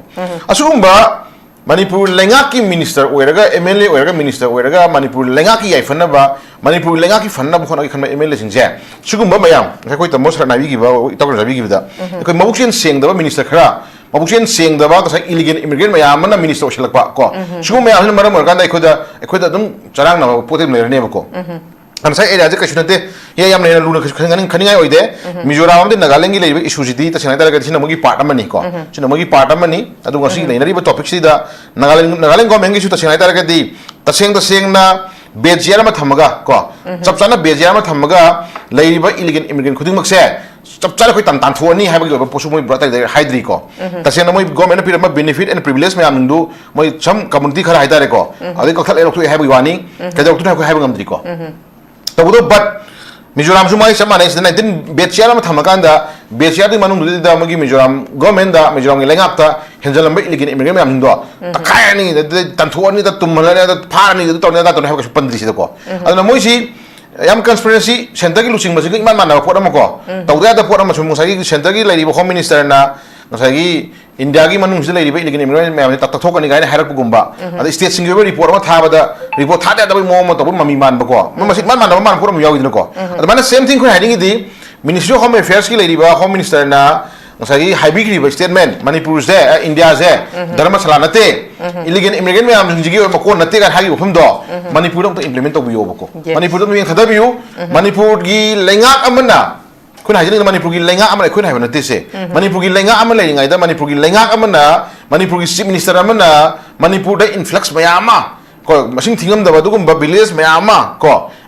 unnecessary growth of new villages Mayama Hingal lives there. Manipur Lenga Ponga Baneva. Manipur Lenga Fonga Badugum report Nama, Ministry Government of India, Ministry in Namadu. Fully Matin Pangin Birakanda, Manipur has a label influx Mayam Jet, influx Mayam Tantonaba. Panava Punaba, Tatukinava, Mapunda Halangina, Baduma, Powatch, nobody lied than Adumba, Nosagi, Tau the packet number, Minister Dog, Masika Dore, or not the end of Piat, the Lagan, the Hang of Tambiri Nebuco. Yes. Question to never Potunico. But I don't know the question of Manipur, the Pampabi, Baduma, MLA, Ibu, Mayam Jundo. Mogi Matsuna Hajajan is there. Manipur Hingaleva influx of Badumba, illegal immigrant Mayam Jet. Machine Matang is the Kadilobi hanging with the co. But they could Prajadi Kadoni. Prajadi only thing Laubagiwani, Haibagiwani, Prajami, La Contractor Kahan was given mute share. Moina right to Pirate and the Dumayam to Kalura again, now again. Not a Mui, Lebaki, I never talked to again, with the Porsche never in the year. And the power pilot or Moina Sea. Silently, the Shilakan time Manipur Mangi Mangu too. Nasi, Lepo Hokip Naka, the Mokta, Adugumba, inquiry committee, second the mana, option to Mankari. Adugumba, inquiry committee, second the Manaka, phone out the Mankari. Adu against Makuki Joe community, Cookie Joe community, the Sagi, Samsana Lipkanika, phone high Mankari. Then Takodi, Manipur illegal immigrant, Cookie Cookie Joe, Manipur Trapa, Mele, Ko. Aduma Mayam Hinduka Manakanda, Motion, the MLs in Manakanda, Masagi bought Panganaba, Masagi leader of Mayana with the Tamado, bought Bangos, Hanamatanda, here, Subsana influx Mayama, Chingi, Miu, those Agada Karada, I know Kuntana, I know me, I know Nupini Papishana, I know where you might have been Togana Poto, Tongan relations Halakan, which he, Tarash, the Kangamor in the Praman. The Kala Manipuri people Bangani, Kala Iban Katangani, Nangami, the Poto, I could be reading the Shilani Kujugo. I don't know, Sugumba. Mayam in Marakan, a Koji Awabata, and do Masata Sanatagati, Kashunate, Air Spark, Logi Matungina, System of Matunga, government of the Jeremy, government of Toronto, Madulone as a pot of money. Although Toronto, the Makuka, the Utai, Motion Sing, Madugum, by transparency over, unity over Badugumba, Patona Sing, one leader critical Hotari. Sabsana Imala, project Kalagay, Kalagay, Kalagini, Kalagani, Hataragadi, do much Sabsan Tenamadu Mikotari. And Masi. Tawatamda, Masagi illegal immigrant Mayam to the time of the Song with Honosani, Kadaba with Honosani, Adugo Mayam, Kanaba Hori, but the Sony Mayam, Subsana Logi Matungina, Tenana with the border of Portamaneko. Adugo Mayam to I see, assume the Henaluna Kringalite, the same system of the bound or system to collapse or Polina, Motion Sendo and European equipment in Puchiguavani, he had a Manipur, but say Aniga Tataru Hela Kushemi Lan, Kushemi Lan, Has Miana to Hainera Ponico, Kushemi Lan, Toto share. kana thon bano kai thon noi khoi basit leader khar na option sing da mathom people dai thok por mani sap sana illegal immigrant je mayok na jaitar ga de khoi kachu paning leite betcha 1951 ogera 1961 ogera yana ba miyan pamba ko tawbuta bu as par logi matungina as par ga sagi magi tongan ba sahi gi matungina laktar ga de 1951 ne miyan pamba por mani as par logi ja por mani 1951 betcha de khona karof tor matungda 1951 gi betcha du gi hola matungda madugi mamangda leramba misna kana no Nadu 1951 matung lak kana kana noi je as par record le jaman tani ko aduna kana maduna sagi lokthok bu yari hapsan bu yari as par election gi chahi gi election electoral form tamda singi area da hengalai population sim jing biyo boko mioi ni sing kunthra lok thoi haibane ni fu lok thoi haibane khe lok thoi haibane chahi mada angang je chahi mada angang unaba angang pokpo je chahi mada khogi hiai kai hon hairkanda mature period 9 months ni ko ado angang unari tha chahi manung da nga thopani chahi amai manung da angang mari manga pokpo gi phim yo khorbi phim la na re ko aduna singi area da particular ukhul gumba chuchampur gumba adagi senapati gumba kangpopi gumba da akoi mamanga senatary po yengom tam da hengal kri bak sengal mi sing je kai lak no ko aduna su mayam ni ko hajining di kasunate adu mo mayam ni yengjang haibagi da makta bureaucrat officer mayam IS officer IPS officer mayam bureaucrat mayam ma bathau to le bani ko MLA sing to kasunate MLA sing na magi to khum to ko ram no sembi daga magi niyo dum sembi daga to khum to magi officially magi makha ta official sing to thawak ni ko aduna du sahi do hotok piram matung da lakchar madu phadam madu nga aspira loire madu nga hona madu in home minister na su chapsana madu illegal immigrant mayam thena na ma chapsana muktra le rabani na gon to biro manipur gi le biri madu gumba sagi leader sing manipur imale ba kan thoi leader sing do MLA mantri phadi bai bi mayam sing do puchen tin nabi kan da su gumba sagi pikra bai tare ko pikra ba Mizoram gumba Nagaland gumba da na ta han magi chapsana system amana sagi lenga amana ko tawning ma taw matam na magi chapsana madu leba am kan honam taw matam da center na kai kut jing moida asa area ko ma sengi puchen tin na ba tin da barate ta seng na thamoi nung shiba leba kan madu gumba leader ka thau tari chama le min raga da ma thau taw matam da center na manipur illegal immigrant mayam khano posibu khano ya ha kadro ana masi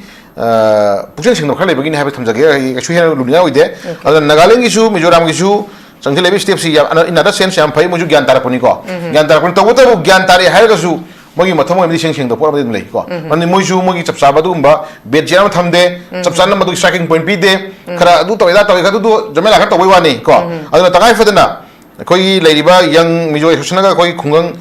village taraga ma to hingale ga hairi se masi 19 ga gi batch tagi hopa no batch no chu kai khang ma lei parmani ko ta seng na handaki sei ani ma khai da hingal khre influx me am do moi kai lo duri moina parmani ko kai thami moina me am yokshan thame moina loi yokshan thame lag khuding ma they are all my families brothers and sisters and haire moina loi yokshan thame adu chu chang pur gi lei border area sing thalo thok loi le hele ha le chi cha tharo moina bishal le patro cha tharo bishal le moina koksel le lehen mana koi manipur gi lam ya la hele ana si athuba da masi screen to taraga di sahi tara ga thungda di manipur lon ka ba kong kam haira ni tra adi dena muk chucham pur gi lei ba area nang jaga de nupi bisel ani ko family human minarani adagi ma gi tongan ba relation sagalani adum on rani tra chu ma yam je khoi gi le bi di MLA ibu mo be ma jin ma du wi change ba ko aduna thamoi siang thok to ba ma yawi changi na hi aduna thamoi sing da taraga di khoi wa gi ni to bu sugum ba illegal immigrant tang sidi ta changai taraga di khoi na kashi wani ya oide masi khanmi khalo mate ko es par loan to por mani loan por mani thona phabiu thona phatra ga di sagi foreigner su mangai illegal immigrant mai khoi bane khoi na part ani thona foreigner haibanga illegal immigrant haibanga ni jigo am jamna distinct maram pu do budo manipur da di foreigner da krai no illegal immigrant krai me man ta handre ko chang ko foreigner si pa chang ko foreigner su handribra kai do khangre do sengre atra si pa da la ki illegal immigrant su ko chi pa ga la ki mi type ta dum pa le sengre ko si system ni ku yar roi ba na jile phim je koi ta sengna manipur kanji manipur kanana koi da ma ta ga pa mai di kai ga ta ga di koi new face ama le ba nung shiba du gumba youth dynamic mai ama koi putho kan da chap cha nai koi manipur thena ma ma du gumba leader me am tham kan da koi manipur kana khona da ga di yar phim je ismai tham jagi okay thank you very much thagachari ya marik chumba oral thambiri makha chathaja boina pabung de lakchage pabung nakalam rom da koi gi hoji goza GITAJEN na thambi ba koi gi union home minister ami sana thamki ba warol hari ba koi gi india si dharmasala nate illegal immigrants sing mikhal da sarup ya ba ya halloi haidana thamne du dana tana koi gi masida illegal immigrants sing gi matang da NDA lenga ki wasak manipur da su chap chana thabak oina pangthok haningi hari ꯑꯗꯨꯃꯛꯄꯨ ꯃꯁꯤꯗ ꯍꯥꯏꯔꯤꯕ ꯉꯁꯤ ꯑꯩꯈꯣꯏꯒꯤ ꯃꯤꯇꯩ ꯑꯃꯗꯤ ꯀꯨꯀꯤ ꯑꯅꯤꯒꯤ ꯃꯔꯛꯇ ꯊꯣꯛꯏꯕ ꯑꯆꯧꯕ ꯑꯩꯈꯣꯏꯒꯤ ꯐꯦꯛꯇꯔ ꯀꯣꯁꯤ ꯉꯁꯥꯏꯒꯤ ꯏꯂꯤꯒꯦꯜ ꯏꯃꯤꯒ꯭ꯔꯦꯟꯠꯁꯤꯡꯁꯤ ꯈꯟꯗꯣꯛꯅꯕ ꯍꯣꯠꯅꯔꯛꯄ ꯁꯤꯗꯒꯤ ꯍꯧꯔꯤꯅꯦꯕ ꯄꯥꯕꯨꯡ ꯄꯣꯄꯤ ꯑꯃ ꯃꯌꯥꯝꯁꯤꯁꯨ ꯌꯥꯎꯔꯤꯀꯣ ꯄꯥꯕꯨꯡ ꯑꯗꯨꯃꯛꯄꯨ ꯄꯥꯕꯨꯡ ꯃꯁꯤꯗ ꯂꯥꯛꯆꯅꯤꯡꯉꯤꯁꯤ ꯍꯥꯏꯔꯤꯕꯁꯤ ꯈꯪꯉꯦ ꯃꯁꯤ ꯍꯥꯏꯔꯤꯕ ꯁ꯭ꯇꯦꯞꯁꯤ ꯑꯩꯈꯣꯏꯒꯤ ꯆꯤꯐ ꯃꯤꯅꯤꯁꯇꯔꯅ ꯃꯍꯥꯛꯀꯤ ꯔꯤꯖꯤꯝ ꯃꯍꯥꯛꯀꯤ ꯀꯩꯅꯣꯁꯤꯗ ꯇꯦꯟꯌꯔꯁꯤꯗ ꯍꯧꯔꯨꯔꯦ ꯑꯗꯨꯗꯒꯤ ꯑꯩꯈꯣꯏꯒꯤ ꯑꯔꯣꯏꯕꯗ ꯑꯩꯈꯣꯏꯒꯤ ꯑꯦꯁ ꯇꯤꯒꯤ ꯑꯃꯁꯨꯡ ꯚꯔꯖꯟꯁꯦ ꯑꯩꯈꯣꯏꯒꯤ ꯃꯤꯇꯩꯁꯤ ꯑꯦꯁ ꯇꯤ ꯂꯤꯁꯇ ꯆꯟꯕ ꯆꯟꯗꯕ ꯃꯗꯨꯒꯤ ꯔꯤꯀꯃꯦꯟꯗꯦꯁꯟ ꯑꯃ ꯃꯗꯨ ꯈꯟꯅꯕꯒꯤ ꯃꯇꯥꯡ ꯑꯃꯁꯨ ꯑꯃꯨꯛ ꯄꯜꯂꯤ ꯑꯗꯨꯏꯕ ꯇꯥꯔꯒꯗꯤ ꯍꯧꯖꯤꯛꯁꯤ ꯃꯍꯥꯛꯅ ꯊꯝꯂꯛꯂꯤꯕ ꯌꯨꯅꯤꯌꯟ ꯍꯣꯝ ꯃꯤꯅꯤꯁꯇꯔꯅ ꯏꯂꯤꯒꯦꯜ ꯏꯃꯤꯒ꯭ꯔꯦꯟꯠꯁꯤꯡꯁꯤ ꯑꯃꯠꯇ ꯃꯈꯣꯏꯁꯤ ꯆꯠꯅꯕ ꯌꯥꯔꯣꯏ ꯚꯣꯠ ꯐꯥꯎꯕ ꯊꯥꯗꯕ ꯌꯥꯔꯣꯏ ꯍꯥꯏꯗꯅ ꯕꯤꯍꯥꯔꯒꯤ ꯏꯂꯦꯛꯁꯟꯁꯤꯒꯤ ꯃꯇꯥꯡꯒꯤ ꯀꯦꯝꯄꯦꯟ ꯑꯃꯗ ꯃꯍꯥꯛꯅ ꯊꯝꯕꯅꯤ ꯃꯁꯤꯒꯤ ꯁ꯭ꯇꯦꯠꯃꯦꯟꯁꯤ ꯑꯗꯨꯃꯛꯄꯨ ꯍꯧꯖꯤꯛꯁꯤ ꯃꯅꯤꯄꯨꯔꯗ ꯊꯣꯛꯏꯕꯁꯤ ꯏꯂꯤꯒꯦꯜ ꯏꯃꯤꯒ꯭ꯔꯦꯟꯠꯒꯤ ꯑꯆꯧꯕ ꯏꯁꯨ ꯑꯃ ꯂꯩꯔꯦ ꯍꯥꯏꯕꯁꯤ ꯈꯪꯉꯦ ꯈꯪꯕꯗ ꯃꯅꯤꯄꯨꯔꯒꯤ ꯑꯩꯈꯣꯏꯒꯤ ꯏꯚꯟ ꯆꯤꯐ ꯃꯤꯅꯤꯁꯇꯔ ꯑꯗꯨꯒ ꯇꯣꯉꯥꯟ ꯇꯣꯉꯥꯟꯕ MLAꯁꯤꯡ ꯐ꯭ꯔꯤꯀ꯭ꯋꯦꯟꯠꯂꯤ ꯗꯦꯜꯂꯤꯗ ꯆꯠꯂꯤ ꯆꯠꯄꯁꯤ ꯌꯨꯅꯤꯌꯟ ꯍꯣꯝ ꯃꯤꯅꯤꯁꯇꯔ ꯎꯅꯕ ꯐꯪꯗꯦ ꯄ꯭ꯔꯥꯏꯝ ꯃꯤꯅꯤꯁꯇꯔꯒꯤ ꯑꯦꯄꯣꯏꯟꯠꯃꯦꯟꯠ ꯄꯤꯔꯛꯈꯤꯕ ꯉꯁꯤꯐꯥꯎ ꯂꯩꯇꯦ ꯃꯁꯤꯗ ꯑꯃꯨꯛ ꯒꯚꯔꯟꯃꯦꯟꯠ ꯑꯣꯐ ꯏꯟꯗꯤꯌꯥꯅ ꯀꯨꯀꯤꯁꯤꯡꯁꯤ ꯏꯂꯤꯒꯦꯜ ꯏꯃꯤꯒ꯭ꯔꯦꯟꯠꯁꯤꯡꯁꯤ ꯄ꯭ꯔꯣꯛꯁꯤꯁ ꯑꯣꯏꯅ ꯁꯤꯖꯤꯟꯅꯩ ꯍꯥꯏꯕꯁꯤꯃꯁꯨ ꯄꯥꯕꯨꯡ ꯍꯧꯈꯤꯕ ꯃꯃꯥꯡꯒꯤ ꯏꯂꯦꯛꯁꯟꯗ ꯅꯈꯣꯏꯅ ꯑꯩꯈꯣꯏꯕꯨ ꯁꯄꯣꯔꯠ ꯇꯧꯔꯒꯗꯤ ꯍꯥꯏꯗꯅ ꯁꯤꯒꯨꯝꯕꯒꯤ ꯁ꯭ꯇꯦꯠꯃꯦꯟꯠ ꯈꯔꯁꯨ ꯂꯩꯔꯤꯕ ꯄꯥꯕꯨꯡ ꯃꯁꯤꯗ ꯃꯍꯥꯛꯅ ꯊꯝꯂꯛꯏꯕ ꯉꯁꯤ ꯕꯤꯍꯥꯔꯒꯤ ꯏꯂꯦꯛꯁꯟꯒꯤ ꯃꯇꯥꯡꯒꯤ ꯀꯦꯝꯄꯦꯟ ꯑꯃꯗ ꯃꯍꯥꯛꯅ ꯊꯝꯂꯛꯏꯕ ꯁ꯭ꯇꯦꯠꯃꯦꯟꯠꯁꯤꯒ ꯑꯃꯨꯛ ꯃꯅꯤꯄꯨꯔꯗ ꯊꯣꯛꯏꯕ ꯀꯣꯟꯐ꯭ꯂꯤꯛꯁꯤ ꯏꯂꯤꯒꯦꯜ ꯏꯃꯤꯒ꯭ꯔꯦꯟꯠꯒꯤ ꯑꯆꯧꯕ ꯀꯣꯖ ꯐꯦꯛꯇꯔ ꯑꯃ ꯌꯥꯎꯔꯦ ꯍꯥꯏꯕ ꯈꯪꯅ ꯊꯝꯂꯛꯏꯕ ꯀꯩꯅꯣꯁꯤꯒ ꯃꯅꯤꯄꯨꯔꯗꯗꯤ ꯏꯁꯨꯁꯦ ꯂꯣꯏꯁꯟꯒꯦ ꯍꯥꯏꯕꯒꯤ ꯀꯩꯅꯣ ꯑꯃꯈꯛꯇꯤ ꯌꯥꯎꯗ꯭ꯔꯤꯕ ꯄꯥꯕꯨꯡ ꯀꯣꯟꯇ꯭ꯔꯥꯗꯤꯛꯇꯔꯤ ꯑꯣꯏꯔꯤꯕ ꯑꯗꯨꯒ ꯑꯩꯈꯣꯏꯒꯤ CMꯅꯗꯤ ꯊꯕꯛꯇꯤ ꯍꯧꯔꯨꯔꯒ ꯂꯣꯏꯁꯟꯐꯝ ꯈꯪꯗꯗꯅ ꯕꯨꯠ ꯁꯥꯟꯅꯕ ꯍꯧꯔꯒ ꯂꯣꯏꯁꯟꯐꯝ ꯈꯪꯗꯗꯅ ꯍꯥꯏꯕꯗꯤ ꯑꯩꯈꯣꯏꯗꯤ ꯗꯦꯜꯂꯤꯗ ꯕꯦꯁ ꯇꯧꯔꯒ ꯗꯦꯜꯂꯤꯗ ꯅꯣꯡ ꯆꯨꯔꯒ ꯃꯅꯤꯄꯨꯔꯗ ꯁꯥꯇꯤꯟ ꯇꯨꯞꯄꯦ ꯍꯥꯏꯅꯔꯤꯕꯅꯤ एवरीथिंग मखोइद डिपेंड तौरगा हिंगबनिना अदुना पाबुंग स्टेटमेंट सिगा ngasi thamaiba statement siga manipur da yenga miyeng sigadi yang contradictory oiriba पाबुंग करी कमाइन थमिनी ऐसा भी मसी टू डिफरेंट स्टोरीज नि को इंडिया की मेनलैंड मयेंग सिगा मणिपुर सिगा टोटली डिफरेंट नि माना अदुदा हारिबा सिगा मा मसा म खंगना कुकी चोरी ब्रह्मिल की कनो इलीगल इमिग्रेंट्स इन मैते सी नोमय कापग हाट बने तुपने से मा मसा म खंगी बने खंगदना खंगना थाइदोग ngang mane ba masini mioi begi ma masa makse ma thamoi to seng de abisa khoina tum khanga bani masi akoi India didi India is one country Manipur is part of India yes so we cannot have a two different version two different laws law hai bisi leng da poni law si Manipur ki law am lebe nati Bihar ki law am lebe nati Indian constitution ma khad le radi law am khak laini aduka masi akoi na kari no masi akoi na parja na khangam toi akoi ngasi aina haijege ngasi audience da Manipur parja khuding mangna hantaki 3rd May 2023 hidi Manipur si makeup to noi tumba pangwe hen male khara singalo nabuksen chumu nabuksen chengu na thongna leo aduka noi marai ba se kanjo haibane akoina we cannot trust India ki minister home minister or prime minister or any person da akoina sidai lariba IS officer governor or ko akoi we cannot trust them trust that we have yadi hai bi sidai akoina 15 October 1949 ki masi akoina khangadam ne akoi India do India no ot pa hogi ba se 16 October aina masing khangdin hai 16 October 1949 da head chief minister chief commissioner pangini mitar nongalaga chief secretary ko home secretary ka sintoi tuni asami ma PCT hebna asami ki kanotuna Assam civil service ki tar man chief secretary pohele the first atuna akoi na ngasi bauda akoi se kari haini kari haido no ai khante akoi na kari khali no ngasi bauda ai wam haijege ni chanupi ngasi bauda si minister oi ke ba ML oi be singi mo singthani ngai ba thabak sibu kari no singthani oi ba thabak se moi personal gain natna mayum sagat ba matum paisan ba khudam dai gi revenue minister orami labu amta yum sa ya ti man labu खुदिंग मकी आई मफम दो हायरे रोई को मफम खुद मंगता में restaurant सारा मी माई सागे ने ते yum लोई न मतलब बुक तो साले मची पर्सनल एग्जांपल है basicity charity begins at home hai bedune in haji ki bedune machine on thajer manipur lai rambasi minister se karap oir no hai ba so kuida na te pion do adudagi club to karap oi gedra hai ba ai samun ujer bani secretary to ujer bani club amna commissioner ma ko usite maram di kari usite man karap oi bedune man usite respect se leita bane ba aduna akhoi gi Amisagi wajidi ID adiyamne lumne logde maram di ma after 15 days lakne hybrid natra ko nearly to ma say after 15 days lakne ni mana manipur la am su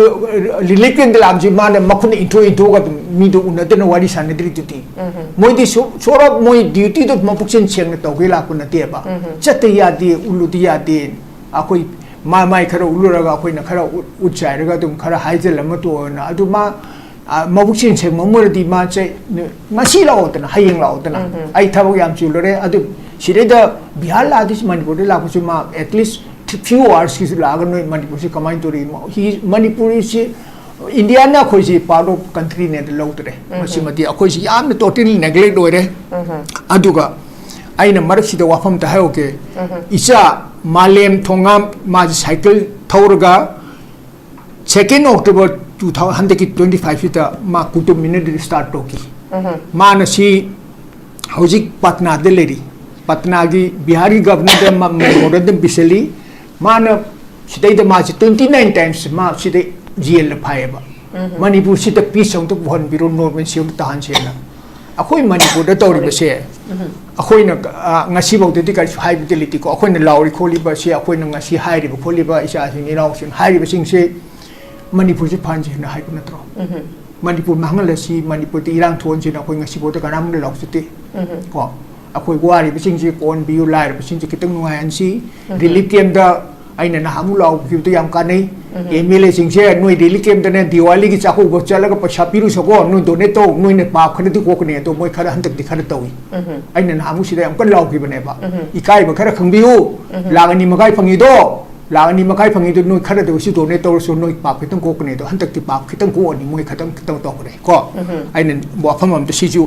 akoi na hai bi ju khitang value di le ba isa malem thongam sin to ri ba se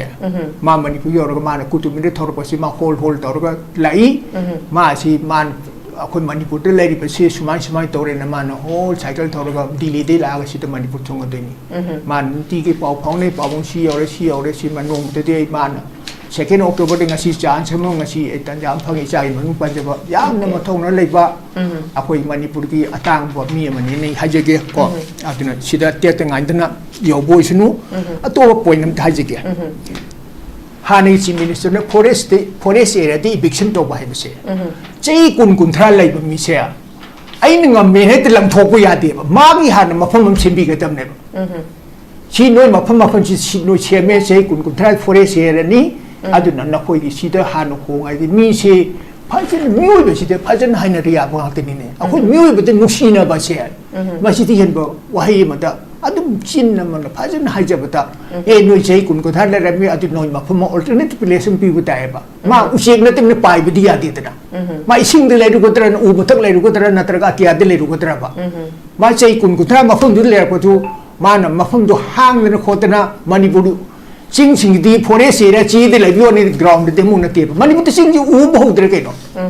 u mo ho de nong ta dre si ke no hoji turen jing je khomban na la de na sa impal turen sing chen de nambul turen sing chen de irin turen sing chen de tana masi turen bo na ta se ro su ma na ma phum le te ni gon ko si kai ka su kai te ba adu ma no hekta chura san bu to bo do inhuman no action ne ba mi sei kun thra da du nang ne ngam me na ta thop kap thop pu ya ba na te ba ma gi ma pham ma pi bi ga tam han ha jin wani bi ga tam ma pham ma chi da hong ko tha manga si mu hong de de su ma na ai tor ka ne na adu mi on de phajin hai ba m tangi ma du moi na ai ma support to pu ya na ti ai on to so ai to hai ka ni adu na akhoi na government khut ta pa le re na akhoi na mi si su to pu ya ti ai na ngam mi ne pong to pu ya ti example ma hai je sikkim de ne sikkim gi nu pa ma na nan sikkim je logo ta ma se मागी पुंसीदा माजी Sikkim citizen होइदे government job सु पीदे even example की आई सान तोय बनी को अदुन सिक्किम से अदुगी मतलब immigrant हाइबो vice मोय लै रोय मोय सिक्किम चकिम द गेंग टोक सपते मोय फॉरेस्ट पुलिस तो क्या फजन सेप तो के तो अदुम सिस्टम लेते अखोई की दि करीबो अखोई Manipur system less lawless anything अफबा से लेत्रब लमने है अदुन मसी वारी बनेबा अदुगा एनी कुकी ट्राइब से इंडिजिनस हापचन बसे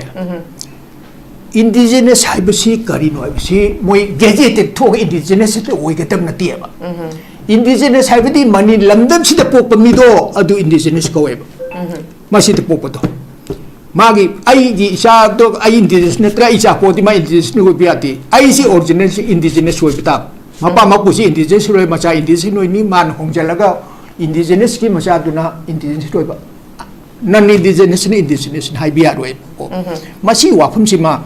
गेजे थोए गिटे नुती गी थो बको अदुसु इम्प्लीमेंट तो यागद पोन नते बको अदुगा अखोय सिदैदि फमनाय बसिंगसे खरा प्रेस खरा लाउथो को तो लोरे थबो ओइने दि जीरो ने ग्राउंड दि जीरो ग्राउंड थबक तो दमनी ग्राउंड थबक तो दबदगी ngasi थोइब ngakतने बको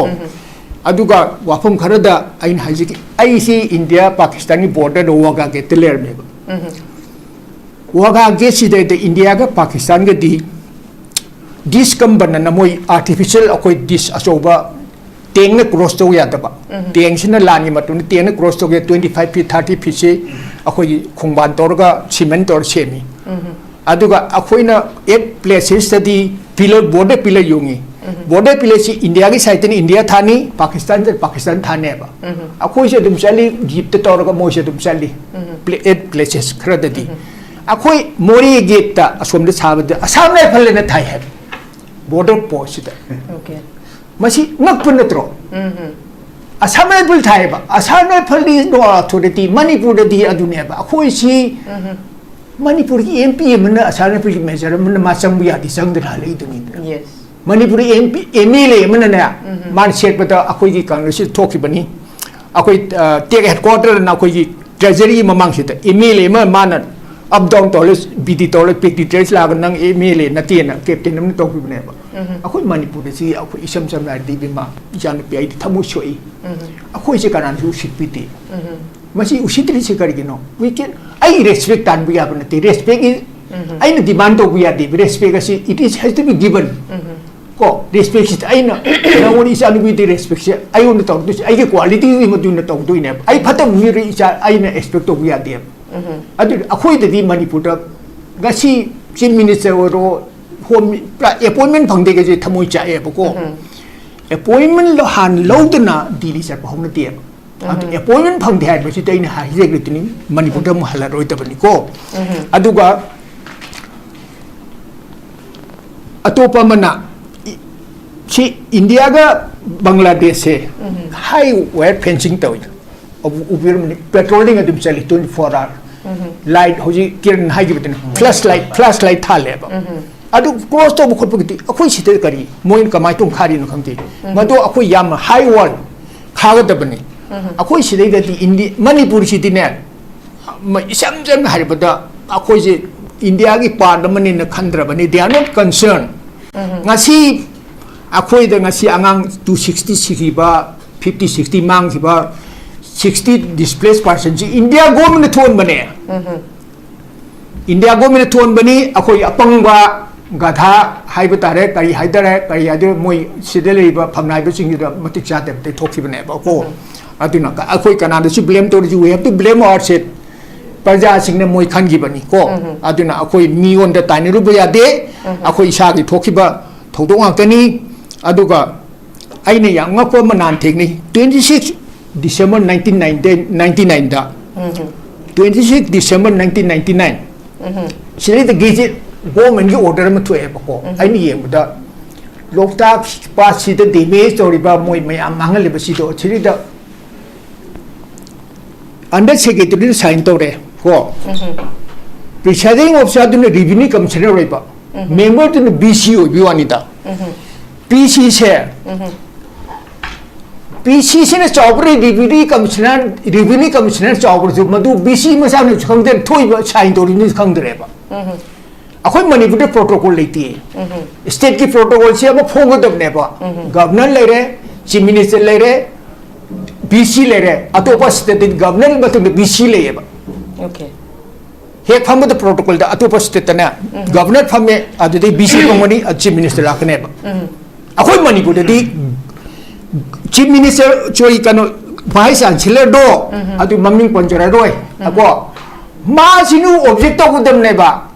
nanga iga kana na chawje haibi go natna chi protocol de kai bra to nang hangadam ne ba aina na IS officer sa si chumran hai nge ba ai IS officer machim pa jero sidai khangdi na hai ba sidi manipur de khangda ma tane aran do kana chu khangdi khangjen na ti khangju khangjen na ti hai ba adu malam ni manipur si adu hongno na ti ba manipur de manipur si yam pi ko afaba pune mo si loin pixel ga loin mangal le akhoi important masa important su masa ne su khangje tre ai ngak pui wanita masi ai yam nungai jate ba ko adum ba akhoi si hoji illegal immigrants se airport da check to su baina border post si to tana yes airport da akhoi si phajana check to tro atu baina border post si check to adu patrolling chalo ba sidai da chorok da ta da ne le myam si border patrolling chalo ba ching da thara thol ga sumaina koi to kano to holo ba adu nani masina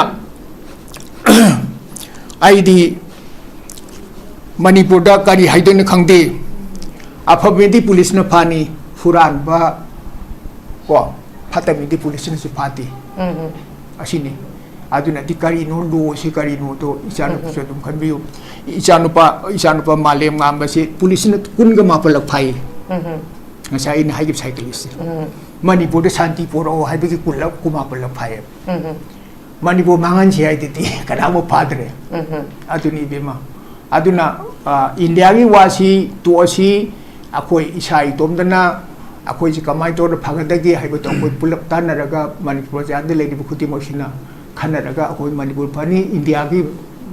thabak sing da koi ngasi ba 75 years 78 years in phabak ju kudam de abu udre haijare ro sin de swaida okay thagat chari pabong makhat chathajabo inai ojakiran lakchege ojakiran ngasi khachari ba topic sibidi khoi gi Mizoram amadi Nagaland gi wafam ne dubu masi dumak manipur da thoiba hojiki conflict siga mari leina banina manipur gi context ta hena emphasis podi pizare adubu zakiran daina mu lakchani je zakiran khoi gi census si mamang da su khoi gi covid lei gi ba khorki basina pangthok te du lakadori ba chahi si da census se khoi pangthok laba matung da khoi delimitation je mu tawgadori bane ba masi da khoi gi former chief minister na pan gi ba da su khoi gi 1500 individual natti 1500 families ne ba hengat krise sigi matang sida amuk ate aham chang ki ba yes aham chang ki ba masima leire adagi tongan ba khoi gi census ki thigat lapa matamda unnatural growth leiram badagi sigi tongan ba khun leigre ko zakira sida muk lakchani si amuk akhoi valley da di aidi khoi gi takhai ba khokai ba eviction tawraga su valley da di tawri ba ching da di sigi eviction gi si su khoi niyom chumna muk tawdri ba adudagi amuk masi unnatural growth se laire haiba khanglagadi makhoi gi representative singchida khoi illegal immigrants singchi changi e khol e hargadi ojakiran masida lairiba illegal immigrants singji haidi tongan ba mi sunglai leitraga su yum sara thammi ka ba warol wari ju khoi dumakta adu taradi miyum do sara na tab hengal e khangi ba yum singchida amu mai jina kanano piriba thakna bi singchina kanano piriba ojakiran ade hajuje khoina phangjaba pawda khogi sapar maina da haibra masida illegal immigrants singna yung kai sajala leirak pasida masi akanba mieng jangari ka habasu dumak phangi ba masina takpadi tawgadori ba khoinga saidai palije RP phajana chana han ba ka sagi airport ta khoi chatpa matam da to matik security tawriba sumaina border fencing gi eduga masinga sagi border force leiba mayam singa chap chana tawgadi ojakiran masi achauba sigi loophole sima leini habdi thajadeba aduna ngasai mi ji hengale and natural growth lai re har ga di khang na ngasai masida ne ba board bank ka mari mu lai na ri si mai singa pi na ko na taw si illegal immigrant ma si chap chana ma khoi ji deport taw bam thok pagi mahuta ma khoi si adum hinghan dana habadi hat se habanati ma khoi gi chak thak pi dana mai sing pi dana ma khoi ji khunda lai ta hali si di una maksinga sai board bank tane ba bung lai mane zakirin kari ko main thamani madugi matang nga sai koina mamanga thamjagi budune ba koi tongan ba magi pakhika do mayam ma de physical infrastructure surveillance technology adagi petrol excise vigilance aina haijagi ba mamang yaw gre thamjar roige arugo tasengna haraga di tasengna hojik te koina sigi mayam jeng kan da khogi manipur gi context pusala sai Mizoram gi khoi ngasi kanari ba discuss massive drive and illegal immigration for Mizoram and Nagaland gi matang da la kan ko manipur pusala hari che manipur se khoi Mizoram dagi han international border Myanmar tane leba pot amni Mizoram taite ham deko international border se 1000 kari 500 600 700 kilometers ko mone da nearly 400 kilometers me hai tare 390 80 90 kilometers Manipur ni border kha dan lei se ko pura holo de anu lei pot me am da loina bera ka ne dana masai da ekoina aham da government of India na ekoi metai gi movement sing gi sonta ba ngai bra koi thole bi Iran conflict se ne kon toina panjari pot se koi asum bangang ba ran bangang ba fam tok se ko madugi pot ekoina harai si kai gi no hai kan da ekoi gi Indian Parliament, amadi Indian Legislative Assembly singse, masi Temple of Democracy ne habisi one talk sing asi koino urukta bane habin tai andu one talk later bane se ko mayam na khangai sing na habidi koin sunga si khangi tai kai gino hai kanda koi kai gino hai kanda koina Temple of Democracy kari ge hai no habisi koina is the place where elected representative aduga gathers and debate and makes laws high benebo koi parliament as well as the assembly legislating state singi adu tagadi what about Manipur da kari tawre kari koi chakona ba thorang kai packet kre high sing se ai koina swai da hai tari khongba lupal taw ko do wi wakan che mo kangu na parliament na taga Temple of Democracy assembly de phambagi one talk le do mi myam yawi hai se mai shengawne ai koi chi thoi ba crisis conflict myam sina adu atopa thon da lebak myam le sai Sikkim gi yamna pu khlaki ba example do yam pasaba pon India manung da ko ari shumba po se koina adu kai no hai kan da parliament do kari gi Temple of Democracy consider to no hai se koina ma ge short kaino da note da koina thengnai the parliament is considered as Temple of Democracy because it is the highest platform for public debate and responsible for making laws that affect the entire country and holding the government accountable to the people. Sigi arthase ngasi election six da ekoi kari yaudrina not us, that is the panelist thing se masigi post da yaw ya na te because we are just only one of the watchdog of our society. Ekoi gi pochina lawmaker obiya de nataga law in sana biya de responsibility ekoi di just ekoi gi ta shengna haiga de ekoi na just khong bai do the pocket dog hai dong mayam dap yam kan le bu quick tik ni ga ha du type ni koi ngasi le ekoi gi poch the voice of the people tabi de ngasi di aru ta shengna haiga di ekoi na ta shengna magi significance kai no parliament ga kan koi thane the parliament since the most important forum for addressing public concern and making decisions for nationwide well-being however nation's well-being. Anishuda, my function kaino is a supreme legislative body where elected representatives discuss and create law for the countries and for its citizens. Koina symbolize the highest kaino adugi magi symbolism the highest the parliament's role in the upholding democratic values and representing people's voice haibane. Sigi magi symbolism kadino hai si wokta art singa sidi ekoi tasina ekoi people general people na tieba kanga dose. Number 1 elected or eba kangu law sengodo lawmakers mayam do kangadam adadi 4 estates of democracy da ikoina piri na ko legislature singi executive ki judiciary ki legislature kaino they are responsible for creating and promoting kaino high tare passing laws ekoi societies run to yanaba then what about the executives ki that implements and enforce law led by the head of the state or the government executive na tawda poto swai da sigi roles hai government am lai beta ga su legislature sing lai beta ga su executive ki roles sing hai ekoi state ki na tagam India da lai ba ato ba lengak sing mung lai sing executive ki fellows meam tu ne ani su da ina hygienic di ko ahum su da judiciary ki kaino the court system that interprets laws and administers justice ado ekoi ngasi justice phangandre even ekoi ki phakap meam ki prosecution sanction phangde ari si ang phakto ka da ni si hana gi tung jam yaro kuji khar tawnari dina ko sigi pot meam sin judiciary ki pot that interprets law and administer justice side the koina phang de have never because justice delayed is justice denied ne koina haibam leidena ko sini koi ngasi leije adudi aikoi na ta sengna haraga de koi shumba da aikoi ta sengna haraga di press ti fourth state ni provide information and set public opinion hai ba je ekoi ta sengna hare gadi temple of democracy ki manung da fourth state of democracy manung da lei ba phajaro wahan thok myam jinga si khangte aduna ta sengna ekoi na india government na ekoi ta sengna north eastern state manung da ningthau pan ba lewak southeast asian country manung da before 1949 leramba port status sing du taliba sovereignty taliba mayam sing du ki pot se namda na ba khona ba ekoi meitai gi movement sing sagal iba sing se nam somtha ba namtha ngai bra haina mayam na hangari pot sing matakta on the other side hoji kaino Mizoram ga Nagaland ga na mangam manguyo sigi mangse moisu sovereign state ama tana wana ba kone haijaba se sengna ekoi manipur gi yang kana ekoi leaders sing hoji kanana ori ni kai habi wafam nati laiti habi nati mayam laiko swaida ekoi ira bot se abe chingli yang se before the formation of first Manipur assembly gi kind of formation tawding ma elected ori ndro ulo de karaga Purvanchal Pradesh sem entro mundro ejet fishona magi tro mayam ekoi gi Purvanchal Pradesh sem entro mana chatlaga ngangroga Tidhi kibne tasengna adugi potna pundu mongi incident stock reneva then amuk madugi potu MDO da madu lakani yaw lakani na thomjal ko mayam de marga police officer sibde ma mirot on lautu entro lautu ma assembly me pum yaw gideva he is one of the true leader of our state sumba pot kha hoji ko taka hai ne akon hai swaida aina english nganga yaman english nganga ko maru GITAJEN english nga anchor nganga ko lai me chakwa yaro akoi pai pu me amama le masing english ngam kyam haramge adu makoi gi thongna de ne si taka lai se then ikoi youth ikoi mo ko PB bu ne ba aduna on other side kai no kanda sin mezo kangu sing sina sagaliba jalengong gi manglan se ngasi tektarak pone akoi madugi manglan dugi moko gi men focus kai tor e thana Mizoram da leramba mogi sovereign movement mayam gi sing loi kaw thokro article 371A B C lakamatam da 371C na Manipur kari pige yam de pek ba jaga am piraga su hilera committee amuk semba adagi makoi gi governor na magi annual report submit to bodu to mayam ma adagi magi adugi potna advice to wi development ga adagi magi legislative matters sing affairs sing da concerning the hill region sing to wi pitoi ni ko si makoi dum phangal ai ni then madugi central role mayam am leire da then amuk su magi protection and kano da magi kari hai tarenga sagi of interest right protection and promotion including cultural and social identities of the hill peoples biri ni madu manungda adugi pot mayam definition magi analysis to mayam da aikona sim yang kan nga sidi Manipur da mogi jeleng portion se ngasi tek pa hore aikoji yaroi ai at bang saba yong ma mai chap pa hore yong mai chap to re ngasi makoi mikap tholo pa sab ne ai wakhan di kai no hai kan da makoina Manipur da ngasi di Myanmar origin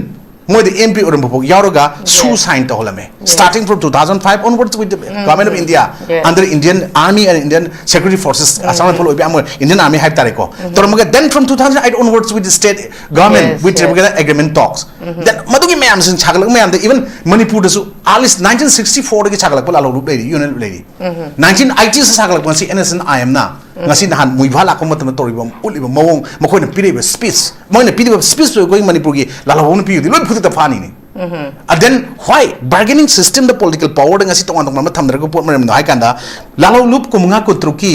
pot se koi ke no ga UP ki marumda ko ki gi umbrella da tubsal la kanda ya amdra yada ba ngasi bargain tong no ngasi tekta ba hore then jalengam project kai thare adu makoi gi machi karim ta kana ba phangdong mandre ha bi urak podina ta seng hai ta ga di ngasai gi ta seng na makoi just making them or making up them kai gi no makoi sagal ibse hai kanda Northeastern state ki insurging mutna ba particularized or when ye particularly yang mutam da Manipur ki valley based organization me am se masis from soil of Manipur mutat kina khona ba the government of India na makoi sinara pone na ngasi di makeup thol ko male adrigi makoi na Manipur ki kata sing na elected or kano leading aida or elected sing kano na elected had a government leading aida ngasi di koina Manipur ki CM Manipur ki interest da praja sing makeup thu ona tawro me na hai ba ngasai encourage hai ba me na khanari ba koi ki drug ki thinga da bani ILP sanahan ga da bani adagi dajen chimasi ki ji ko ngasai mamangi round ina haije gi bido thamoi sengba police ki madugi enforcing agencies sing particularly madugi enforce to the law enforce to the police ki madugi mayam sing no takhara ko matam da masi any cookie tribe se makoi gi mingthol do laura kana Manipur dagi asaba fake identity proof of identity sin raga citizen saraga Indian citizen saraga India ki part sing da twan ba sing da natraga malem gi jaga leiba sing se madugi posting the fake identity to sagi bani ngasi twan mayam ma union home minister sai hai lautokina haner yo poto koi gi tasengna kano koi dharmasala nate koi dauden hai ba pot then biometric attendance lawraga masi illegal immigrants particularly from Bangladesh and Myanmar sin tan ko damne na ngasi ne tha ahumari mamangda Union Home Minister gi notification thoke sigi thoke bo si thabak ngasi kasu pangkat pangamdri ba kari gino ngasai gi ikoi gi chasengna fourth state of democracy manum yauri ba ngasai gi legislature gi potu ma ngatang tham gi je na kan da ko election sing je adugi mai gi makha da le ba executive judiciary gi ani gi role se masi bapung khana to u de then fourth pillar to the society hari ba press ki ngasai gi provide information aduga ngasai gi shapes public opinion magi sumaina daital ro to ba ko chi gi press ki ning tamba yes mamang pa aduna ngasai gi koi freedom of expression Madugi Article 19 gi clause 1 sub clause A the PD posting ja Madugi part tuma Madugi posting namsal laga suppress or thamba malaga ngasagi Article 19 gi manung di yoi ba ngasagi clause 1 sub clause A the PD nata ba B C D E yoi yo man sing sida tawan dang ba ai jaga am chalaga tabe yai any business ama carry to wi ai any mafom recite to wi ai ka haiba pot me am lai bse ai khoi gi Manipur da kari gi British ki matam da gi chanaramba awai ba law me ama ngasi khoi gi IPC, CRPC, evidence like maga BNS adu na onto ganda. Akogi manung duda ngasi karigi kogi MLR and LR 1960s.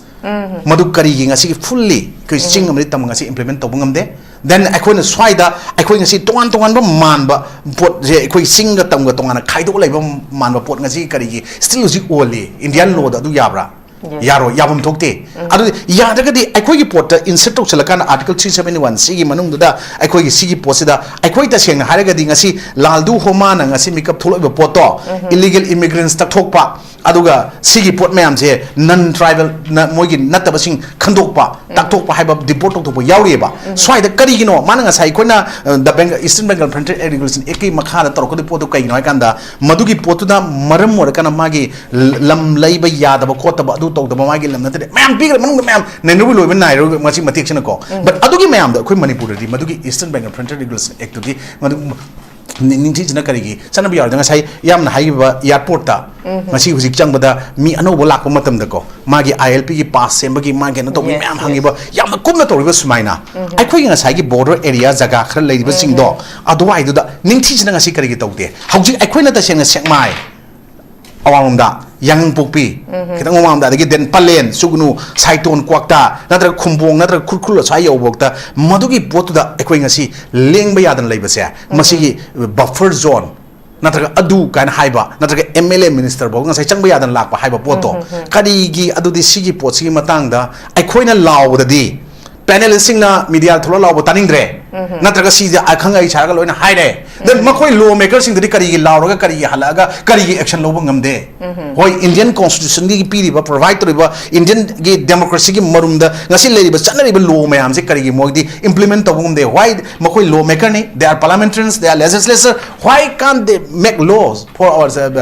people ekoi kari gi semang ngamde ba se praja na ngasi hangning ya then ekoi nakoi punjan biro hai ba se nakoi party ga se punya ponte ne apun ba yadra mai party ideology ni principle party run tok ne koi kang da na te party guti mak lai matam da adu ta ga di madu lai matam da ekoi ngasi why haraga mai le ga chen ba ya roi bo siti matam se ekoi thengna mi na bum di mathau ta dro thengna ba na ekoi na ngai chin na ngang lai ba na ta khulai pa ga lal ho ga thengna ba thengna ko na te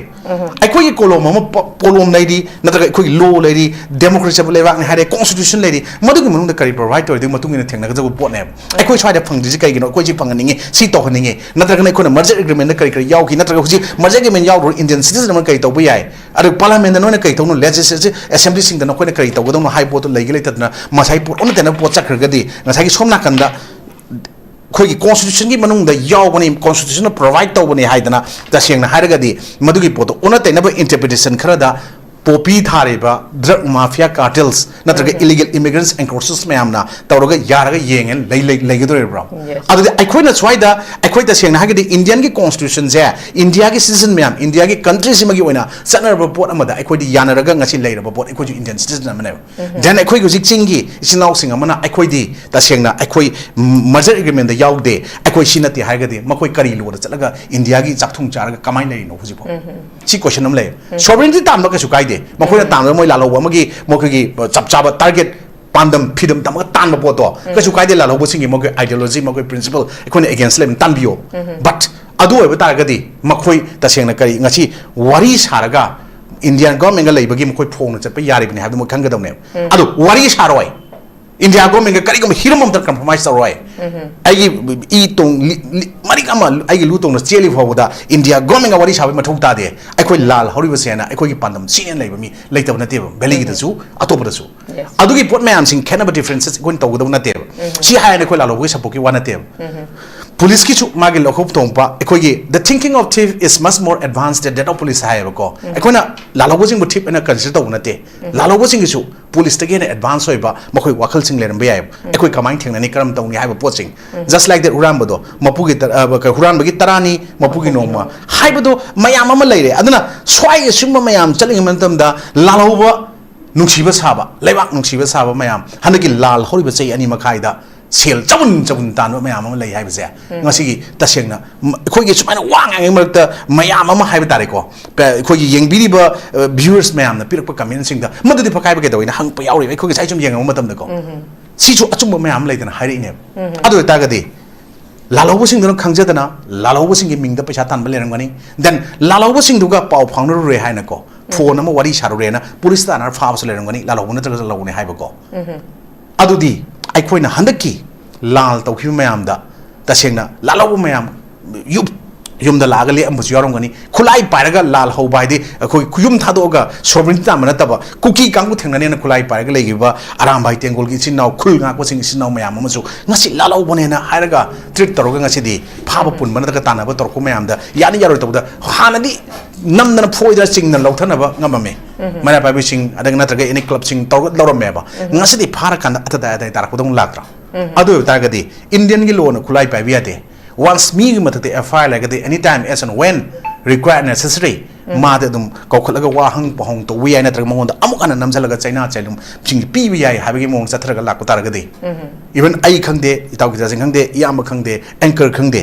once sumba pot ama lai hibu matam da madugi potugi leiba China dugi saitheng dugi mayam duna ngasi di Manipur gi praja miyam na ngasi pami ba pot mayam sing se masi mohota ona tenaba sakhi dore haibagi damakta aikoi na ngasi di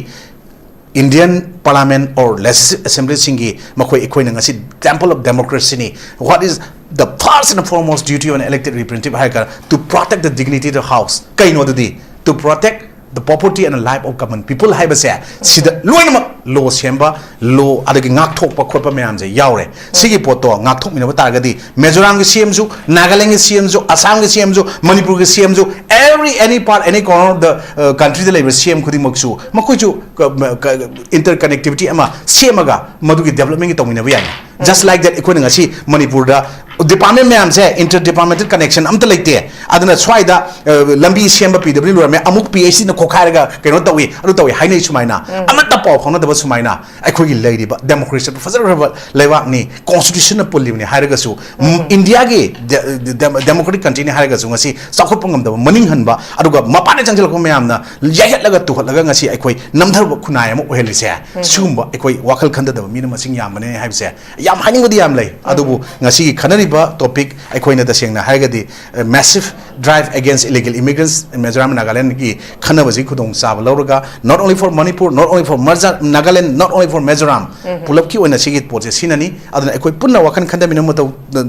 khandamina mathau tai aduga ekoi ego thadongna raganda ai awatpa ahoba weakness mayam singje aina khangdabadu itaw gi da je itaw jen khangdabadu engonda iyambada aina iyamna khangda engonda enkar tanaragane amdam pusap tawraga mapan gi chumba illegal immigrants influx or mayam singje takthong honda ekoi gi chap chap responsibility every citizen every person every individual lawina dragadi government khatana ngamoy aduga particularly magi law enforcing agencies as well as ngasagi enforce tawnoba laiba police department kangudo kitang sincere oiba particularly home sings the home department oir matamda sumba pose thoena yaroi boina swain thamjaki okay thank you very much sagachari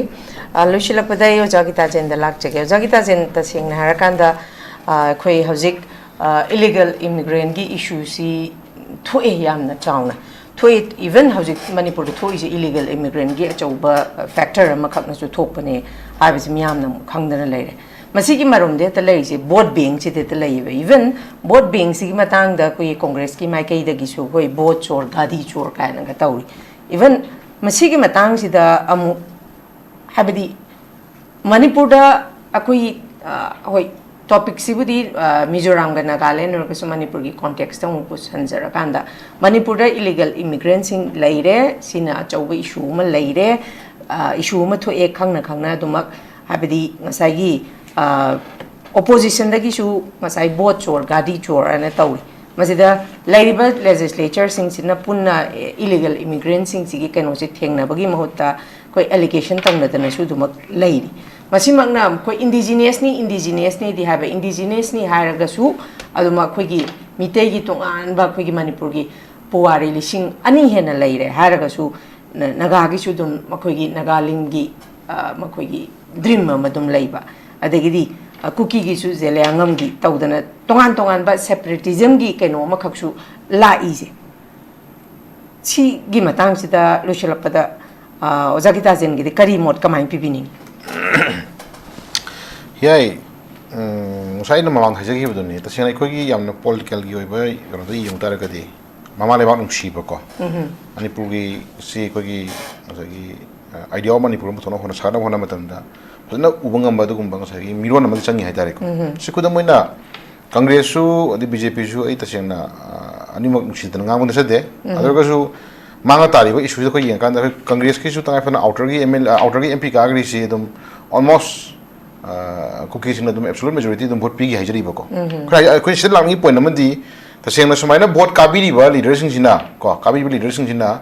manipur da issue gi matang da ikoi grassroots khangdom in kan da hitare ko manipur da illegal influx me am le have sim yam confirm oi rebo ko adon illegal immigration me am illegal immigrant me am nisi akoi ta ko sa habi hi bodo ko gi maching thingam da yum maching me am hangali ba village me hangali sing se masi ruling am di opposition wa na te basi diko masi ruling am di opposition ani mak na mana mina kan da manipur se future manipur gi assam manipur ma kanu hona matam da adugumba mayam sing do Masai magi vote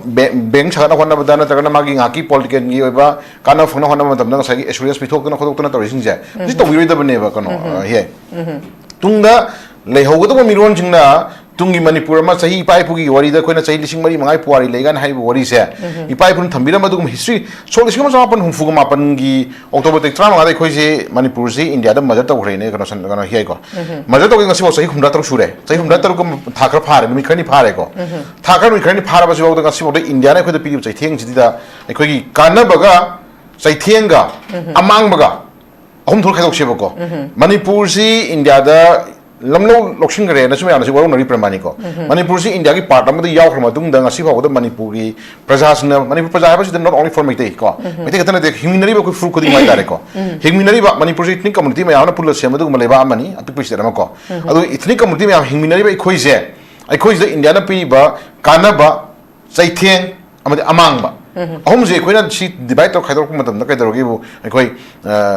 amang ba heli ko adagi den sai kar haini khoi nushidra ba sinbagi lalong na sing hengal ibo ko kana bha padu khoi ngasi udri ibo ko kana bha ba si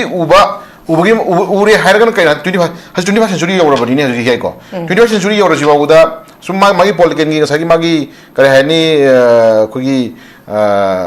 apamba khalo na tarana magi apamba political party sunu gi magi phirep lok thok matam da magi khanrak matam da dum BJP na do torame Congress na torame ma hainari ma amsini tasingna actually moi tasingna masagi ngakang yo benefit ngagi ngakang yo vote phangna khona matam da tungna manipur kai or ka ha khang da du ma am option greb ko adu gon khwaiding ko chi khoi than jai hajin ngi na hajik si manipur si tasingna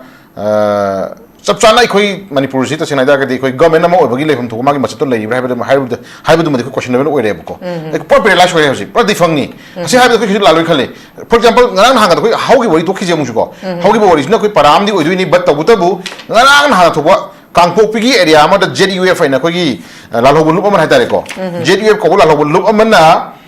popi tharamba lam acre 30 acres ki lam ma mai thadu e ko yum mai thadu e ko adu ngarang na mu ngasi paper nam ko dawre adu mo ZUF na thadu am mafam do central security force na amu popi gathal le ko adu ta ga di manipur si lo lai ni bra manipur si manipur ki lengang pa hum thokpa center ki lengang to hum thokma gi mathau to da bida lalhobul lup ZUF ko ni kang lup amana popi thabadu yaning da bidan kathar bani haire adu in other sense madu gi ba sagi to pa mu kalam da lai na hal thari bu jaga do mugi tongan ba lam mugi tongan mugi lam area da hajila ko ki thabani aduna mugi lam da hajila tha pon madu yaroi 하이브네 자리 보세 어다 그 싱기 레이바 람 에리아 싱시디 당시 똥똥 미oi khara나 거 똥똥 미oi khara나 ngasi maning taungna 거 popi thar sum yaba yathake sum yaba ai nugi lamne ju habi yaba khugi namne habi yaba 똥똥 torga ngasi free life amana ngasi hingi pusi je ngasi gi leiba lenga action tra center lenga namasi masi idea of manipur ama sagada hanagi manipur ama le je poto sagana khona matamda mateng pangchelibra miyeng changibra kari miyeng thambi ge habi question ama lai ne ba hiai ko adna am ngai te sunu lai su jim tang da hojik leiba illegal immigrant me am je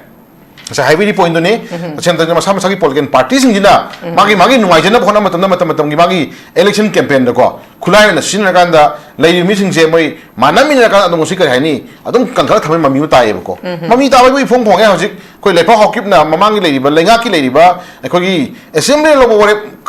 sem ka situ to do committee sem do ba da nunga laga nawa lo de ha ga mi pramani ko na adugumba lenga am lo do firep influx tawre hari ba yum mayam ma hinga lai basin inquiry thok chama damda minister mo oina leba amagi minister mo oina not only for ma ku kiwana ti khoya posiko leba amagi minister ma haije state lenga amagi mla ma ka minister mo ba je not only for ma kendra gi mla ti ma leba chimagi minister ni leba chigi minister ma na manipur influx wa bot ma yum masim mayam hinga le thidomina ji thidoga ba du chapchaba log ba tu thok tawja ma damda nawa lo de yaw de ha ma mi ba du minister do adu minister do gi thak ko action lo de man ko gi no ba ha mi he ko ada hauja ya ningi si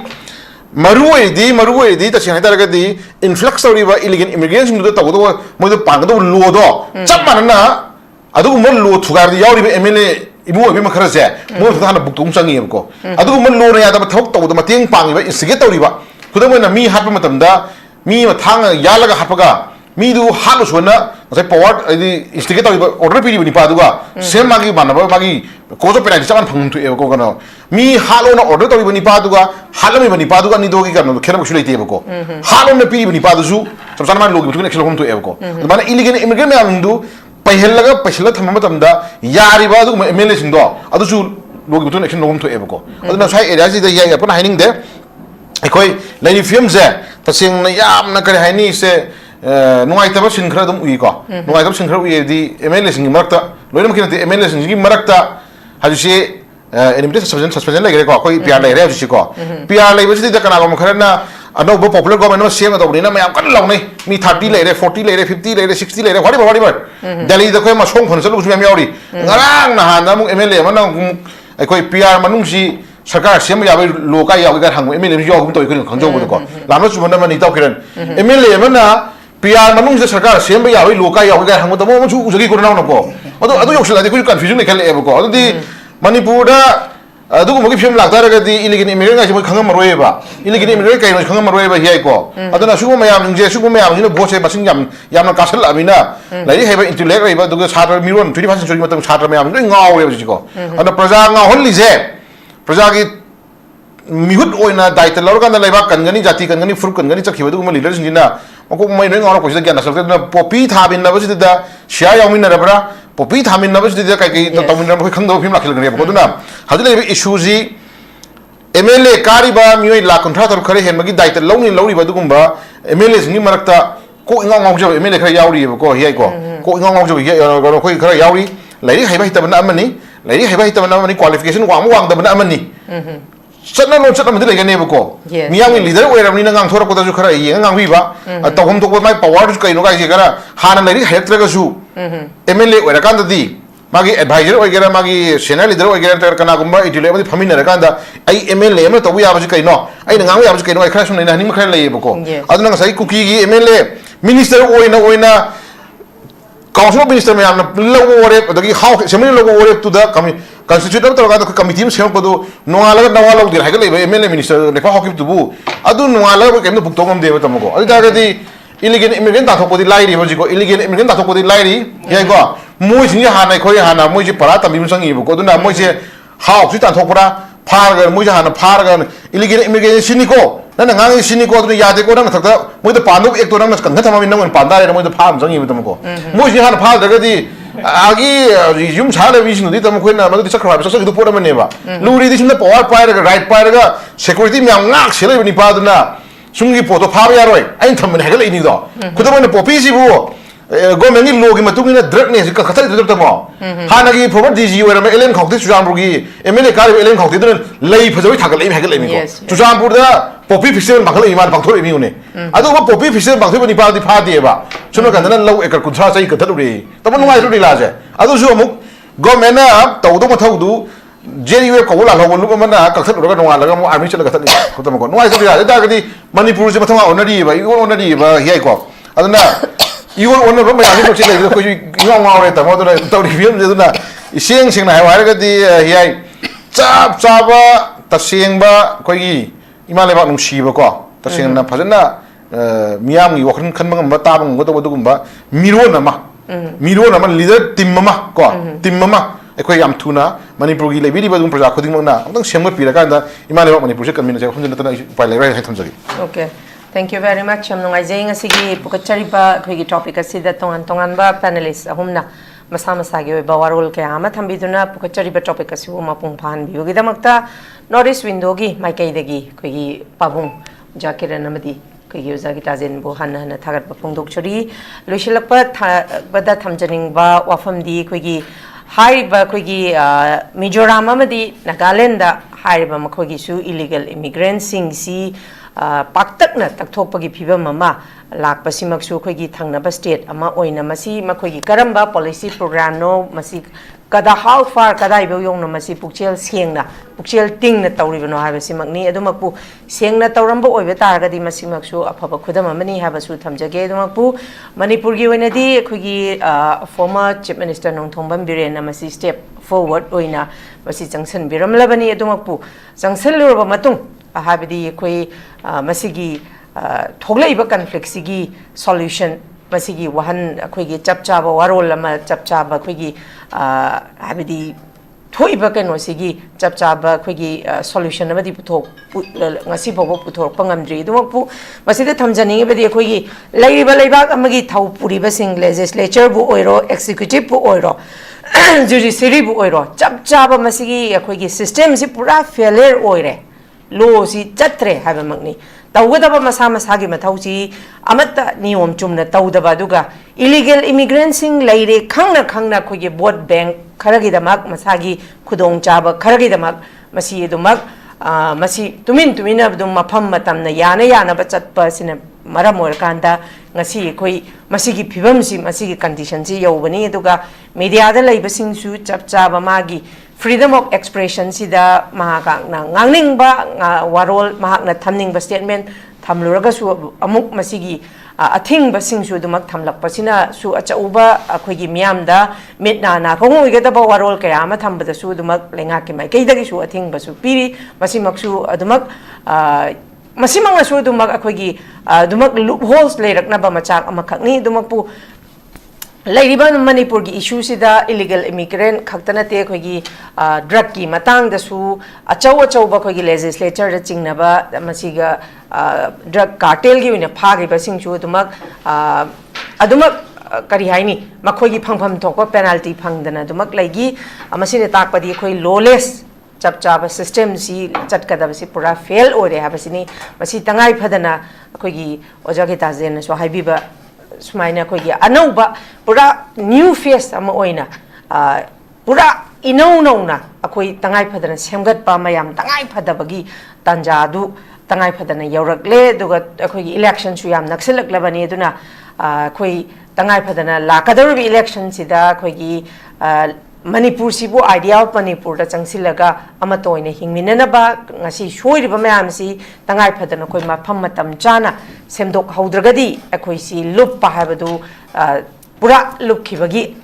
lup khagani habagi akiba mamisi laibadana te masi adumak practically tholakani habasi miyamna akhoi changsin mineraga masigi chapcha basi every individual every citizen akoi khuding mangna isa gi responsibility isa gi initiative longina si haba warol se thamjaba loina na ngasi gonedi mieng tabiru khwai punam khibam phamdagi kaina na baya thangni jari till then take care stay safe and good night नर्ससिंगीदमक अचौबा opportunity अमा पुदुना लाक्चरी मदुदी हौजिक मलेशियाना Indian नर्ससिंगी ओइबा खुदोंचाबा पीनबगीदमक मिटियंग चंगलकली वेसी nursing लोइरबा चही अहुमदगी तादना experience लेरबा मियोइसिंगना खुदोंचाबा असि लौबिहो खुदोंचाबा अदुदी थागी ओइबा salary 1 lakh overtime incentive free accommodation ticketing अमसुंग लोंग टर्म वीजा असिना चिंगबा खुदोंचाबा सिंग असि फंगबिगनी अकुपा मलोगिदमक मखादा पिसरिबा 7005273217 नत्रगा 7005063196 ता कांटेक्ट तौबिरउ नत्रगा आइखोगी office north window TV building हता न्यू चकुन रोड ता लेंगसिनबिरउ क्लास 12 अमसुंग ग्रेजुएट लोइरबा महिरोसिंगीदमक्ता जर्मनीदा हॉस्पिटल प्रोग्राम तंबा याबगे खुदोंचाबा पिसरी हाइरिबा प्रोग्राम सिंग अजुदी अहानबदा अकाउंटेंसी हाइरिबा स्ट्रीम असिदा तमनबगीदमक्ता कॉमर्स बैकग्राउंड लेबगा लोइनना 60% फंगबा ओइगेदबनी अनिसुबदा होटल मैनेजमेंट हाइरिबा स्ट्रीम असिदा तमनबगीदमक्ता एनी स्ट्रीम दा 50% फंगबा ओइगेदबनी अहुमसुबदा इलेक्ट्रॉनिक इंजीनियरिंग हाइरिबा स्ट्रीम असिदा तमनबगीदमक्ता फिजिक्स केमिस्ट्री मैथ्स बैकग्राउंड लेबगा लोइनना 60% फंगबा ओइगेदबनी मरीसुबदा मेकाट्रॉनिक इंजीनियरिंग हाइरिबा स्ट्रीम असिदा तमनबगीदमक्ता फिजिक्स केमिस्ट्री मैथ्स बैकग्राउंड लेबगा लोइनना 60% फंगबा ओइगेदबनी मंगासुबदा कंस्ट्रक्शन इंजीनियरिंग हाइरिबा स्ट्रीम असिदा तमनबगीदमक्ता फिजिक्स केमिस्ट्री मैथ्स बैकग्राउंड लेबगा लोइनना 60% फंगबा ओइगेदबनी तरुकसुबदा ऑटोमेटिक मेकाट्रॉनिक इंजीनियरिंग हाइरिबा स्ट्रीम असिदा तमनबगीदमक्ता फिजिक्स केमिस्ट्री मैथ्स बैकग्राउंड लेबगा लोइनना 60% फंगबा ओइगेदबनी तरेचुबदा इलेक्ट्रिकल इंजीनियरिंग हाइरिबा स्ट्रीम असिदा तमनबगीदमक्ता फिजिक्स केमिस्ट्री मैथ्स बैकग्राउंड लेबगा लोइनना 60% फंगबा ओइगेदबनी निपानसुबदा medical technician radiology assistant MTRA तमनबगीदमक्ता एनी स्ट्रीम दा 50% फंगबा ओइगेदबनी मापन सुबदा मेडिकल असिस्टेंट अमसुंग तरा सुबदा नर्सिंग हारिबसिंग असि तमनबगीदमक्ता 12 नत्रगा ग्रेजुएट लोइरबसिंगना अप्लाई तौबा यागनी लोइनना हाइरिबा प्रोग्राम सिंग असि तंबा महिरोइसिंगना थागी ओइबा स्टाइपेंड 1,100,000 1 लाख फौबा चही अहुम फंगनी लोइनना 100% जॉब गारंटी इन जर्मनी दा ओइगनी लोइनना 100% एजुकेशन लोन सु सपोर्ट तौजगनी अकुपा मरोगिदमक 7005063196 ता कांटेक्ट तौबिरउ